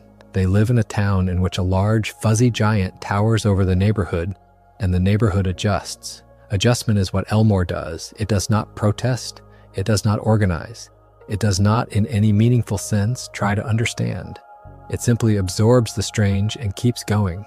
And the cumulative absorption, over enough years, has produced the population you see on screen, which is a population that has stopped having a clear sense of what is supposed to be possible. The hidden sadness behind Elmore is that it is a small town that has been worn smooth by impossibility, and the people who live in it have, by survival, learned to feel less than they otherwise would because the alternative would be to feel constantly afraid. If Elmore is the saddest setting in family animation, the void is its saddest concept. The void in the show's late season writing is the dimension into which forgotten things go. It is the place plot lines that the writers abandon end up. It is the place props that no longer appear go. It is, in one of the show's bolder choices, the place that characters who have been written out get sent. There is a stretch of episodes that takes Gumball and Darwin into the void, and what they see there is everything Elmore has tried to forget. Sitting in a gray and red wasteland, watching them, hoping on some level to be returned to relevance. It is one of the most quietly horrifying images the show ever produced, and it is doing the job a great deal of religious imagery has done across human history. It is the show's version of the underworld. It is what happens to the small ones that the story decided not to follow. The hidden sadness behind the void is the sadness of the recognition itself. The show is admitting, in a way few cartoons admit so plainly, that it is making choices. Some characters get to keep existing, some characters do not. The ones who do not are not killed off in any neat way, they are simply forgotten. And the forgetting has a shape, and the shape has a location, and the location is full. Rob's tragedy is that he saw this. Other tragedies in the show are tragedies because the characters did not see it. They simply slipped into the void and stopped being mentioned, and the people who used to know them stopped knowing them. And the small empty space where they used to stand was filled by whatever the show needed to fill it with next. Return to the Watterson house because there are still small portraits inside it that deserve their own moment. Consider for a while the friendship between Gumball and Darwin specifically, as a relationship rather than as a sum of its two characters. They share a bedroom, they share a bunk bed, they share an extraordinary number of schemes, a working level of telepathy, and an entire vocabulary of physical comedy that the show uses to express closeness without dialogue. They are, by every emotional measure the show can offer, the central love story of the series, more than any romantic pairing, more than any parental bond, more than any friendship outside the family. And there is, inside that love story, a small thread of sadness that the show is gentle about but never abandons. The sadness is that Gumball needs Darwin more than Darwin needs Gumball, and Darwin knows it. Gumball would not, if Darwin disappeared, be able to function. Gumball uses Darwin to regulate his own anxiety. He uses Darwin to ratify his own decisions. He uses Darwin to laugh at his own jokes so that he knows the jokes were jokes. Darwin offers this support freely without asking for compensation because Darwin has decided that this is what brothers are for. And because Darwin remembers what life without a brother was like, and because Darwin has, in his own way, a higher tolerance for the asymmetry than Gumball does. The hidden sadness inside the friendship is that one of them is, in the long term, going to have to grow into a person who does not require the other to function. And the show, in some of its later writing, hints that Darwin is starting to be aware of this. He pulls back occasionally. He has friends of his own. He has interests of his own. And every time he does, Gumball, in a way the show plays for laughs, and that is also not just a laugh, panics. He cannot conceive of a version of himself that exists without his brother as a structural support. He is going to have to learn, and he does not want to, return to the parents and watch them as a unit. Nicole and Richard, when the show puts them in scenes together without their children, are a couple that almost any adult audience can recognize. They have been together long enough to have rituals. They have been together long enough to fight in shorthand. They have been together long enough that they have, in many cases, stopped expecting the other person to change, and have made small private deals with themselves about what they are willing to live with. Most of those deals favor Richard.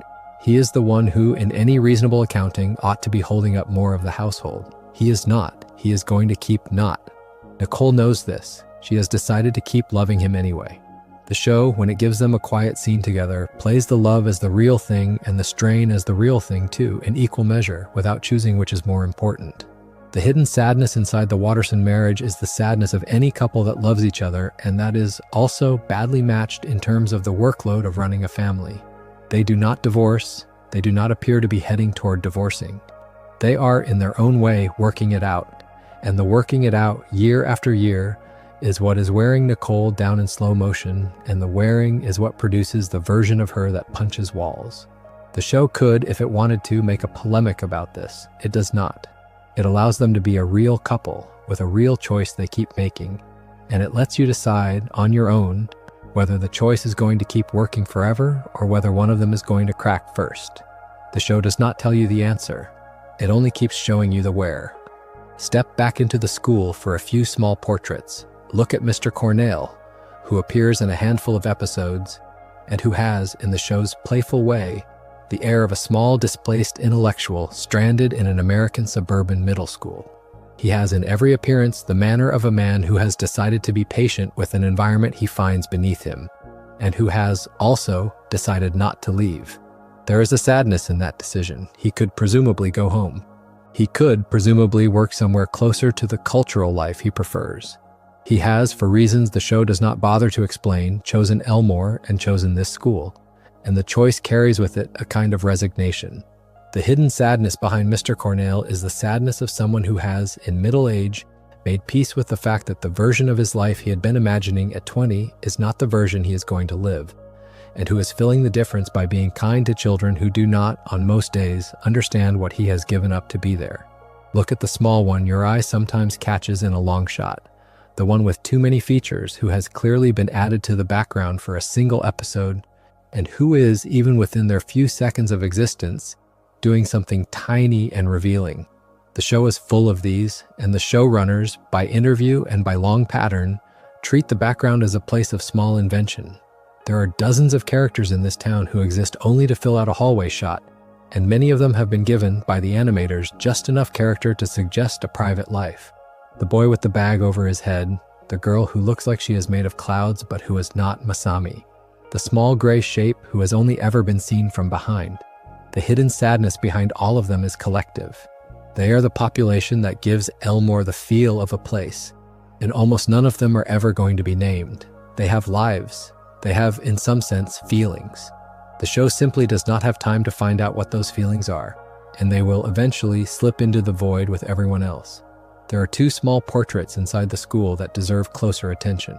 There is Jamie, the small bullhorn bully who, in the early seasons, is Tina's partner in cruelty and who, in the later seasons, becomes one of the most interestingly drawn lonely girls in the cast.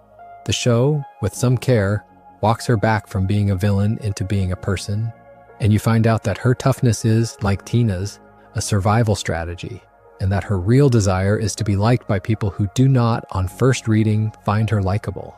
She is not as large as Tina. She does not have Tina's father's particular history. She has her own. She has a mother whose vocation, when revealed, is more grounded than the bullying daughter would have led you to believe.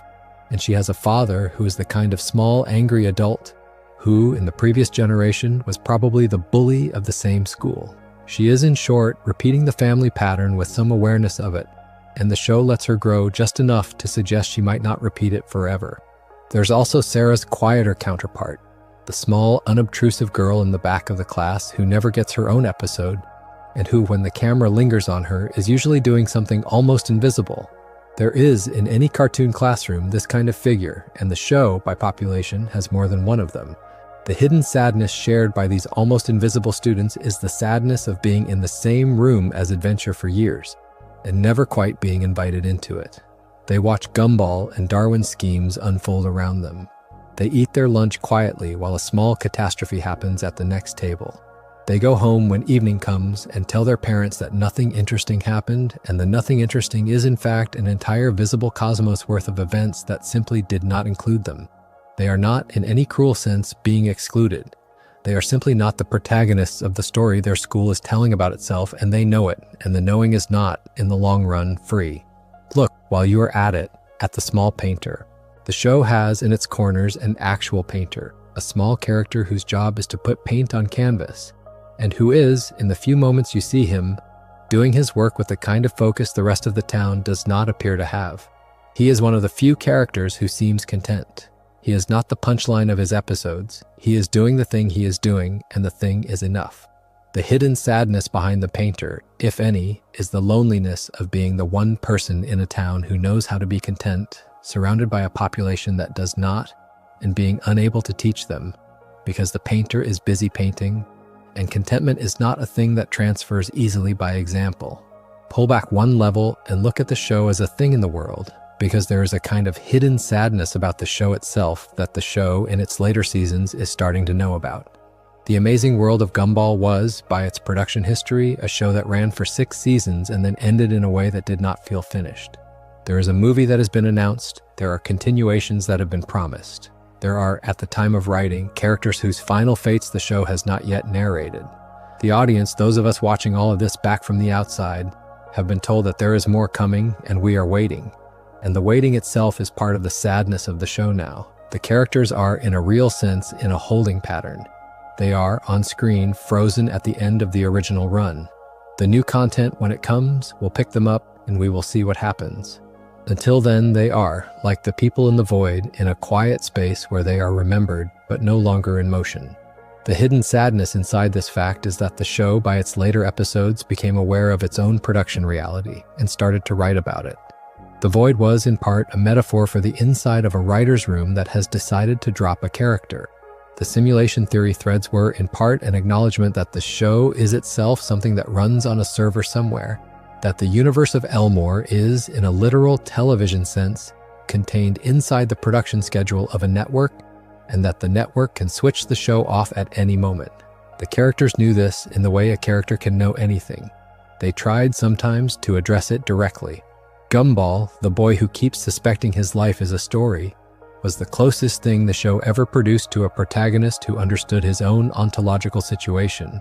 And the show, by writing him this way, was making a kind of confession to its audience. We are the ones with our hands on the camera. They are the ones being watched. Their happiness is, in part, a function of our attention. And our attention is not promised forever.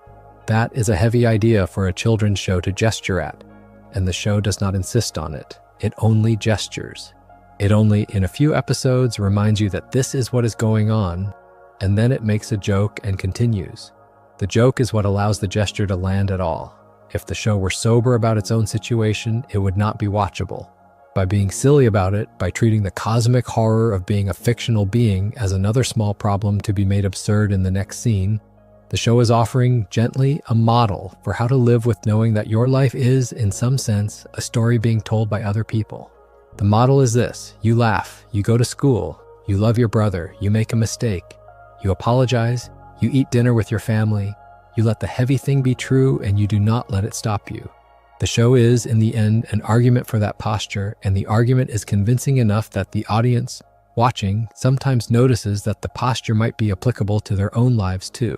Return for a few minutes to Jamie, because the more time you spend with the show, the more you realize that her portrait is one of its more careful pieces of writing. Jamie is the small, bullhorned classmate who, in the early seasons, is mostly a sidekick to Tina, mostly a source of additional menace. Then the show gives her her own time, slowly, in episodes that step into her house and into her social calendar. You find out that she has a mother, and that the mother, the show implies with some affection, works at the school as a coach, the sort of role that produces a certain kind of fierce, self-protective family. You find out that her father is, in his own way, a small explosion of repressed energy. You find out that her toughness is built from the kind of household where toughness is not a personal style, it is a survival kit handed to you on the way out the door. The hidden sadness behind Jamie, the part the show plays for laughs, and which is, when you slow it down, not really a laugh, is that she has a real capacity for tenderness, which she is not permitted, by her family, by her image, by her own self-preservation, to spend on most of the people around her. She has the occasional crush, she has the occasional flash of vulnerability. The show makes a small joke of how quickly she has to suppress these moments, how immediately she has to return to the snarl, because the snarl is what is going to get her through the next class and the next afternoon and the next dinner. She is, by middle childhood, already practiced at putting away the part of herself that wants to be soft. And the practice is going to harden into a habit, and the habit is going to be the personality she takes into her adult life.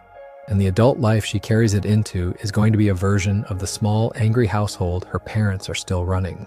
She is, in short, repeating the family. She does not know it. The show, by writing it gently, knows it for her. There are other small students still worth noticing. Look at the woman who anchors Tobias and Rachel's household, who has, on the visible evidence, given over much of her life to the production and management of a very large family. She is, in the episodes that focus on her, a bright woman who would, if circumstances had been kinder, have been a different kind of person. She would have had a career, she would have traveled, she would have had her own friends. She has instead a house full of children and a husband who, while loving, is not the kind of husband who lightens the load. She is doing the work. She is doing it with grace. The hidden sadness behind Tobias's mother is the sadness of any woman whose ambitions have been politely shelved by a series of small choices made one at a time, each one of which seemed reasonable, and the sum of which has produced a life in which her own name is rarely the subject of the sentence. She loves her children, she loves her husband. She is not, in the strict sense, unhappy. She has also never been allowed to find out what she would have been if she had been allowed to find out, and the not finding out is its own quiet wound. Look at Harold, her husband, Tobias's father, who is one of the show's more visually distinctive parents and who has, in the episodes that include him, an obvious thing to be self-conscious about. He is bald. The show makes constant gentle jokes about his hair, or about his memory of having had hair, or about his desperate attempts to perform youth in the company of his children. The jokes are funny, and they are also the show's way of telling you something about him. He is, like many fathers in the show, a man whose own life did not turn out the way he expected, and his response to that has been to lean very hard on the fact that he is still here, that he is still the head of his household, that he is still, in some private inner cinema, the same young charismatic figure he believes he used to be. He is, you can see, aging, and the aging is, for him, harder than it ought to be. The hidden sadness behind Harold is the sadness of any man whose self-image was built on a kind of youth that is no longer available to him, and who has not yet found a satisfying replacement for it, and who is, in the meantime, performing the old version a little louder than he should, in the hope that nobody notices that the new version has not yet arrived. Walk back toward Gumball and Penny's relationship, because we have circled it without fully sitting in it, and there is one of the show's quieter sadnesses inside it. They love each other in the way two children can love each other before they have any real vocabulary for what love is. They have, by the later seasons, settled into a relationship in the careful way the show allows. They are not a couple in the dramatic adult sense. They are, by their age, going steady. They are also, by the show's honesty, going to face the same future that all middle school couples face, which is that one of them is going to outgrow the other, or both of them are going to outgrow each other, or the small things that drew them together at this age are going to no longer be the things that draw people together at the next age. The show does not press on this. It would not be fair in a children's series to press on it. It only leaves the possibility open, and the possibility, watching from outside, gives every scene of them together a kind of tenderness that would not be there if you believed they were guaranteed. The hidden sadness behind Gumball and Penny is the same hidden sadness behind every first love. They are real in the moment in a way that none of their later loves will probably be as real, because the apparatus of cynicism and self-protection has not yet been installed in either of them. They are still, when they look at each other, willing to be fully there. The world is going to teach both of them in their respective ways to be a little less fully there in their future relationships, and the show, gently, does not pretend that the lessons are not coming.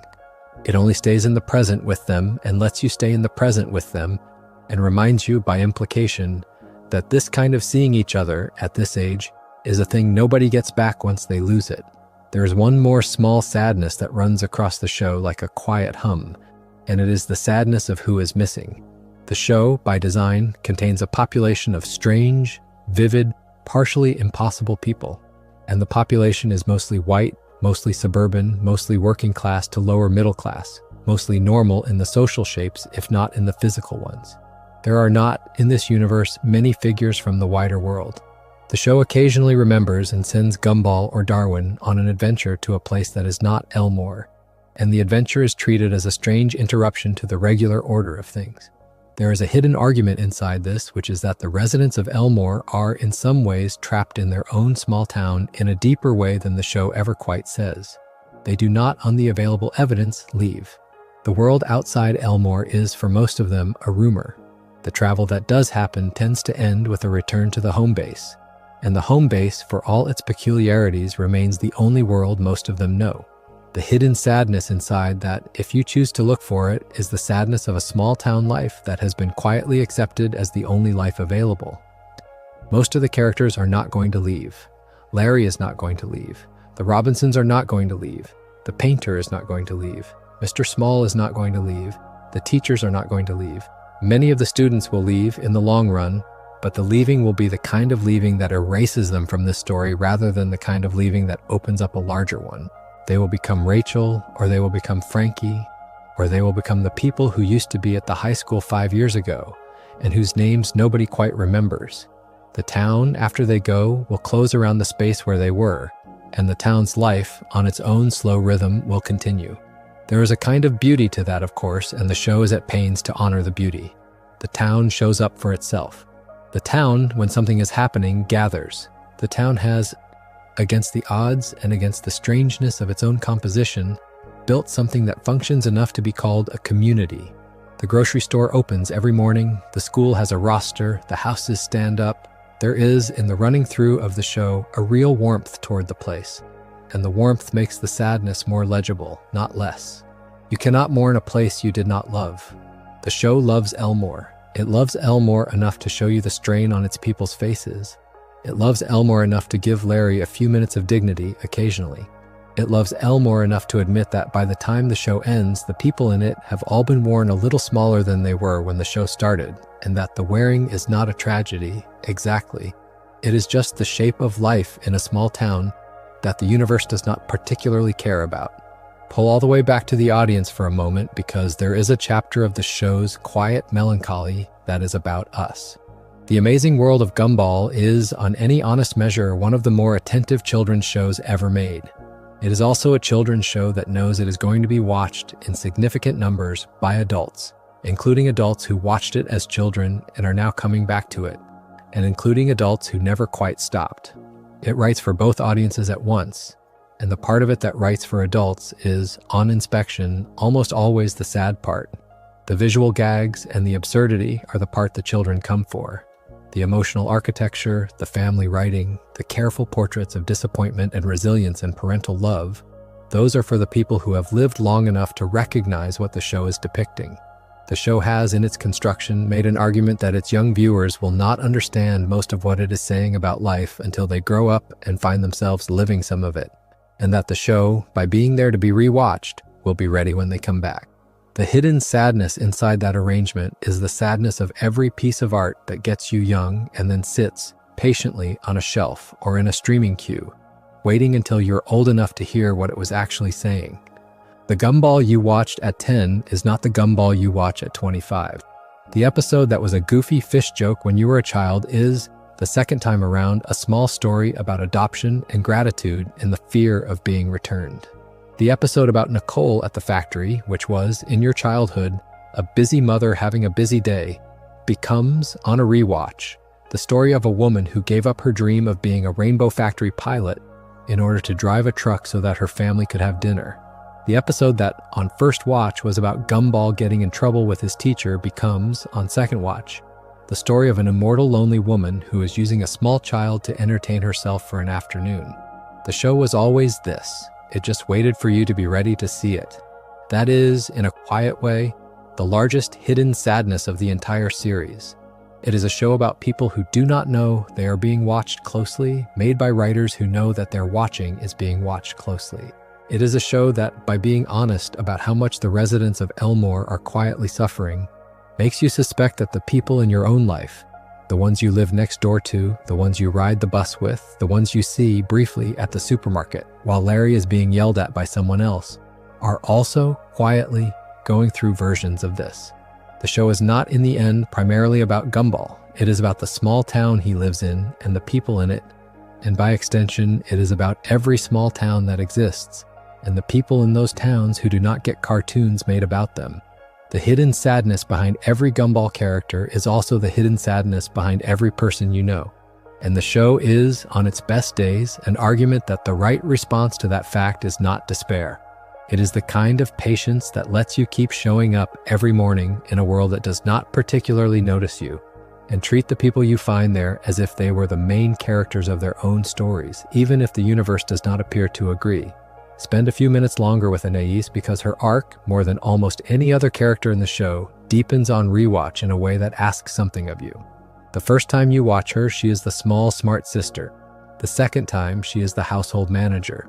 By the third time, by the time you have lived through enough of your own family politics to recognize what she is doing, she has become something closer to a small portrait of every gifted child who was, by accident of birth order or temperament, deputized into running the emotional infrastructure of a family that did not realize it had handed her the job. She is doing the work, she is mostly doing it well, she is also paying for it in ways the show is honest enough not to gloss over. There is an episode in which Anais is briefly given the chance to live the life she would have had if her family situation had been different. She is courted lightly by a place that wants her, by a peer group that would meet her, by a future that would have been hers if her parents had been wealthier, or her brothers had been less needy, or her circumstances had been more favorable. She visits that future, she sees it. And then, with a calm that is genuinely heartbreaking to watch, she chooses to go home. She chooses her family, she chooses the small house and the loud brothers and the parents who are barely keeping it together. She does not choose them because they are easy. She chooses them because she loves them, and because she has decided at 4 years old that her loyalty to them is more important than her own advancement. And the show, by showing her make this choice, is doing one of its most clear-eyed pieces of writing about what a particular kind of family asks of its smartest child. The hidden sadness inside that choice is that nobody asked her to make it. She made it on her own. The family did not, at any point, sit her down and demand that she give up her future for them. They simply did not, at any point, sit her down and demand that she not. They left the decision to her, by virtue of being too distracted to notice it was a decision, and she made the only decision a 4-year-old who loves her family can make, which is to stay. The show, by letting her stay, allows you to admire her. The show, by showing you the future she did not take, allows you to grieve, on her behalf, the things she put down so that her family could keep going. She does not grieve it openly. She is too disciplined for that. She simply goes home and pours her brothers their cereal in the morning and continues, and the loss sits inside her quietly, where it always was. Pull this together with what the show is doing across all of its characters, because the cumulative argument the show is making by the time it ends is a coherent one. It is the argument that everyone you meet is, at any given moment, carrying something. The bully is carrying something. The friend is carrying something. The teacher is carrying something. The parent is carrying something. The classmate you have never spoken to is carrying something. The small, unhappy man cleaning your floor is carrying something. The mother who looks competent on the outside is carrying something so heavy that, on a bad day, she punches a hole through the wall. And the wall is not the thing she is actually hitting. The argument the show is making is not that we should fix this. The show is too realistic to suggest that the carrying can be put down.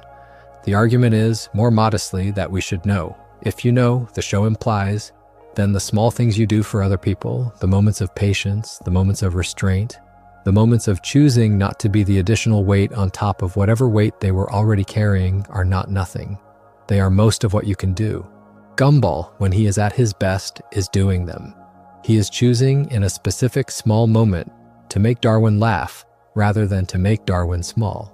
He is choosing in a specific small moment to tell his mother that he loves her rather than to ask her for one more thing.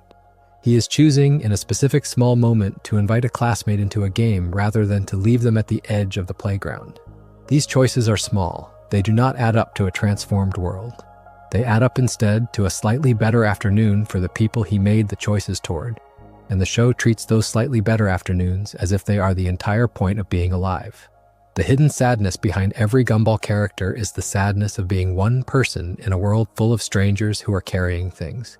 The hidden hopefulness behind every Gumball character is what you do with the sadness once you have noticed it is there. The show is not, in the end, depressive.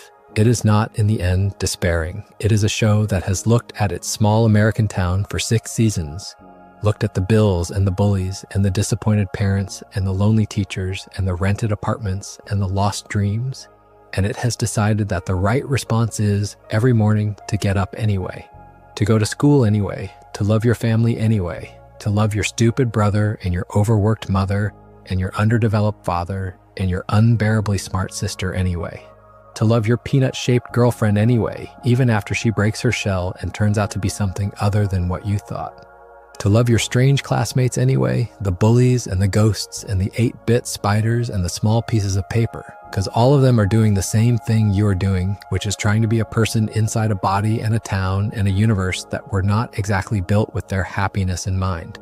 The final hidden sadness of the show is the sadness of how good it actually is and how few people will ever sit down and really notice. The show was, for most of its run, treated as just another children's series, slotted into the regular schedule, mined for merchandise, occasionally praised, but rarely with the depth it deserved. The audience that watched it most carefully has been mostly kids and the kinds of adults who like to think carefully about animation, and the wider conversation about it has been smaller than the show has earned. There's a quiet sadness in being a piece of art that is significantly better than the cultural slot the world has put you in. The show, you can see if you look, is aware of this. It does not, in its writing, pander. It does not, in its writing, dumb itself down. It writes for the smartest viewer who happens to be in front of the screen at any given moment, and it accepts that most of the time that viewer is not going to be paying full attention. It does it anyway. It puts the work in anyway. It writes the careful family moments anyway. That is, in its own way, the most Gumball thing the show ever did. It became, in its own production, exactly the kind of character it kept writing. It did the right thing for the small audience that could see it, and it did not stop, even when the broader world did not particularly notice. Sit with one more grouping before we go, because the show has, in addition to its central cast and its small portraits of bullies and parents and teachers, a quieter category of characters that almost nobody talks about. These are the inanimate ones, the literal objects that have been given faces. The show has, across its run, depicted as living characters a stack of pancakes, a slice of pizza, a bowl of cereal, a lawn gnome, a wax statue, a sentient lamp, a sentient sandwich, and, in one of its most quietly disturbing recurring choices, the food that the Wattersons eat for dinner. These figures, when they appear, are presented in the same animation language as the rest of the cast. They have voices. They have, on close inspection, full small personalities. They show up, they speak. They are, in the world of the show, people. What that means in practice is that the universe of Gumball is one in which almost everything is alive. The lawn is alive, the dirt is alive. The clothes you put on in the morning are possibly alive. The bus you ride to school is possibly alive. The cereal in your bowl is possibly alive, and the cereal in your bowl is also, by virtue of being in the bowl, about to be eaten. The hidden sadness behind this entire layer of the show, when you sit with it, is enormous. There is a population of small living beings in this town whose existence is structurally food. They are alive long enough to be eaten. They are alive long enough to know that they are about to be eaten. The show plays this for jokes constantly because the alternative would be unwatchable. But the architecture is there, and the architecture is one of the most morally complex pieces of world building any cartoon has ever attempted. Watch a Watterson family dinner with this in mind, and the dinner becomes, in slow motion, something close to a horror scene. The food the family is eating is, by the same rules that animate everyone else, a population of small living beings. The family eats them. The family does not, in any sustained way, address this. The show, with a kind of grim mischief, lets you sit with the question and lets you decide whether the Wattersons are villains or whether this is simply the regular cost of being a person in a town where everything is, by default, animated. The hidden sadness behind every small piece of food in this show is the sadness of being alive, in a world where being food is a job description, and where the job description is the thing the rest of the population is going to eat at dinner. The show does not solve this. The show does not pretend to solve it. The show simply shows it to you in the background of episode after episode and trusts you to make your own peace with the fact that this universe is, at the level of its own physics, hungrier and stranger than the bright colors initially suggest. There are stranger background characters still. There is, in a couple of episodes, a small green creature whose entire existence consists of the few seconds the camera catches them. There is, in a couple of episodes, a small gray creature whose function in the scene is to be hit by something. There is, in a couple of episodes, a passing figure who has behind their few seconds of appearance what looks like the entire emotional fingerprint of a real life. The show is generous with these. It hands out interiority in small portions, freely, to almost everyone the camera passes. And the result is that the town feels populated by people the show could, if it had 100 more seasons, follow and find out about, and which the show, having only the seasons it had, was forced to leave on the cutting room floor. The hidden sadness in this last category is the sadness of the cutting room floor itself, the small parade of unrendered lives that the show, by its constraints, could not quite get to, and which now exist only as ghosts in the show's universe, slightly more there than nothing and significantly less there than everyone else. Pause for a moment on the show's relationship with its own horror, because the horror is, when you go looking, threaded through everything. The Amazing World of Gumball does not present itself as a horror show. It is, in its public face, a comedy. But there are episodes scattered across its run that lean into a kind of strangeness that is, on inspection, indistinguishable from horror writing.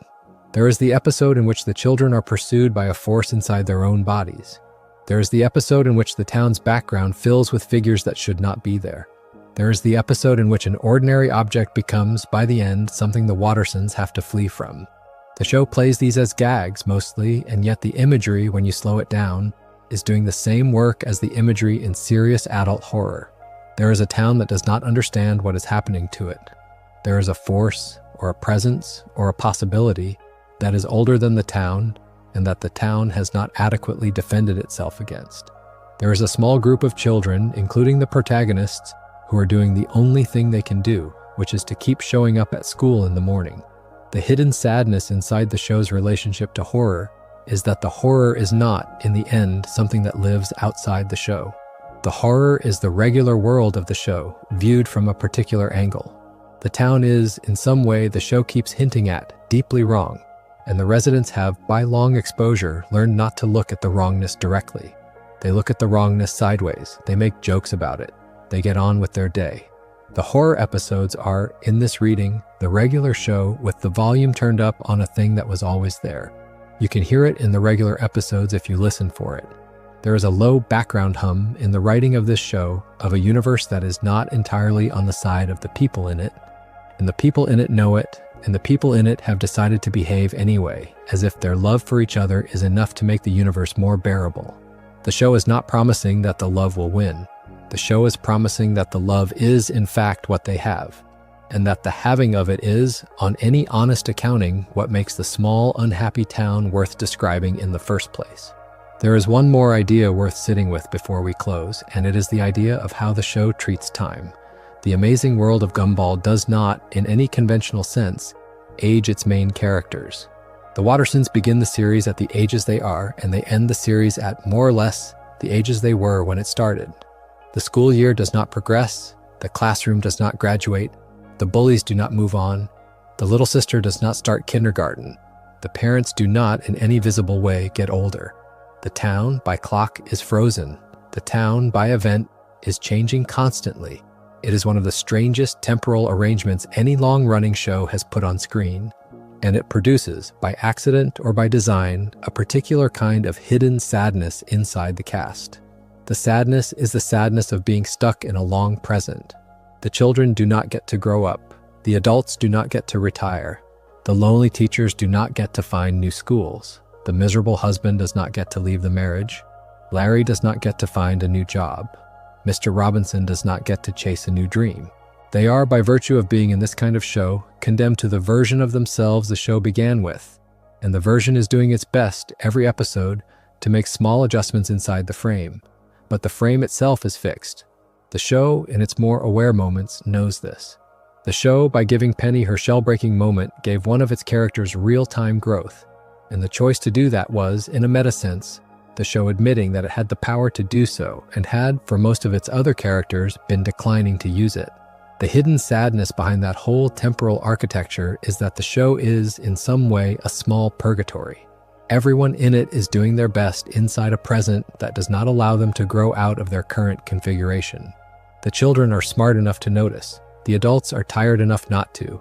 The town keeps existing, year after year, in the same shape, while the audience watching it ages and grows up and looks back at the town and sees in the unchanged faces themselves at a stage of life they have, by now, left. Watching a long-running cartoon, in this sense, is always a small experience of grief, because the audience is moving forward in time and the characters are not. And the moment the show ends is the moment the audience has to admit that the small town will not be coming with them. The show, by being honest about its own pause, made this grief sharper than most shows manage. It allowed you to know, while watching, that you were going to outlive your own attention to it, and that the population of Elmore was going to remain in the small, unhappy, steady state in which you found them. There are two small last portraits to leave you with. The first is Anais alone in her room late at night, reading something she should not be old enough to be reading.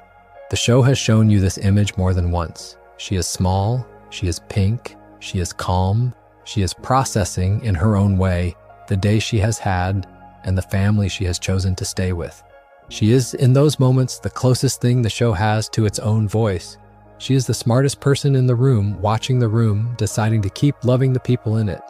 She is, in a sense, the audience inside the show, looking at her family the way the careful viewer looks at the show. The hidden sadness behind her in those late-night reading scenes is the sadness of any person who has, by virtue of paying attention, made themselves a little lonelier than they had to be. The reading is the consolation. The reading is also a place she goes when the family is too much, and she keeps going there, and the going there is what keeps her sane. The second last portrait is Larry, finishing his shift somewhere, putting away his apron, locking the door of whichever establishment he is closing down for the night. He is going home. He has, the show implies, somewhere to go home to, even if the show rarely takes you there. He is going to walk through the dark streets of Elmore back to a small apartment or a small house, and he is going to make himself something to eat, and he is going to sit down in front of a television, and he is going to watch a few minutes of something, and he is going to fall asleep where he sat in the way exhausted people do. And the morning is going to come, and another shift is going to start. He has done this most nights of his adult life. He will do it most nights of the years to come.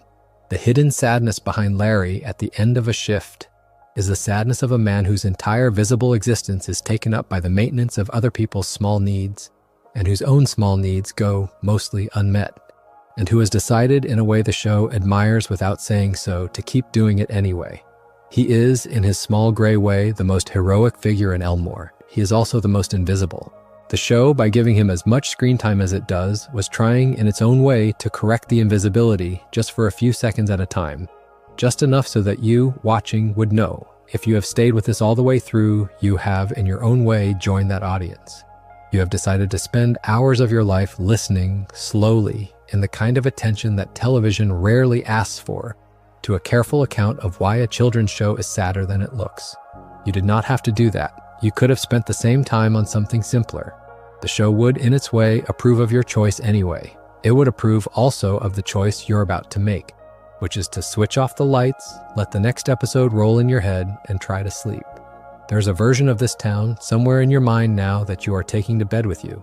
The small blue cat is in his bunk. The small orange fish is in the bunk below him.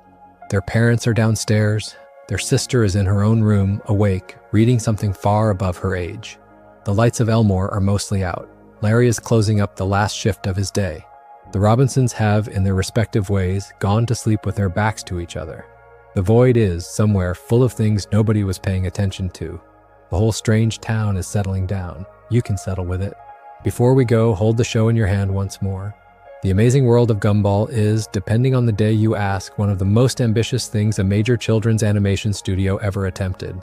It is dense in a way that resists easy summary. It is honest in a way that does not announce itself.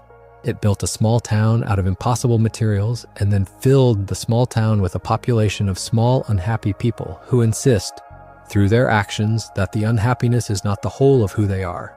It built, alongside the small, unhappy people, a couple of children at the center, a blue cat and an orange fish brother, who, by walking through that town with each other, gave the rest of the population something to be witnessed by. The witnessing is not enough to solve anything. The witnessing is somehow almost enough to make the unsolved bearable. That is, in the end, the whole show. If you have liked tonight's video, please make sure to subscribe, because doing so really does help us keep making these. And it tells the rest of the internet that there is an audience out here that wants long, calm, careful walks through the inside of cartoons. If you want to fall asleep to another, we have, on this channel, a growing library of them, on this show and on others, and there is a new one waiting for you whenever you want to come back. For now, settle in. Let the small blue cat go to sleep in his bunk bed. Let the rest of the town settle around him. Let the strange, impossible universe of Elmore go quiet for the night. If you enjoyed the video, make sure to subscribe, and I'll see you in the next one.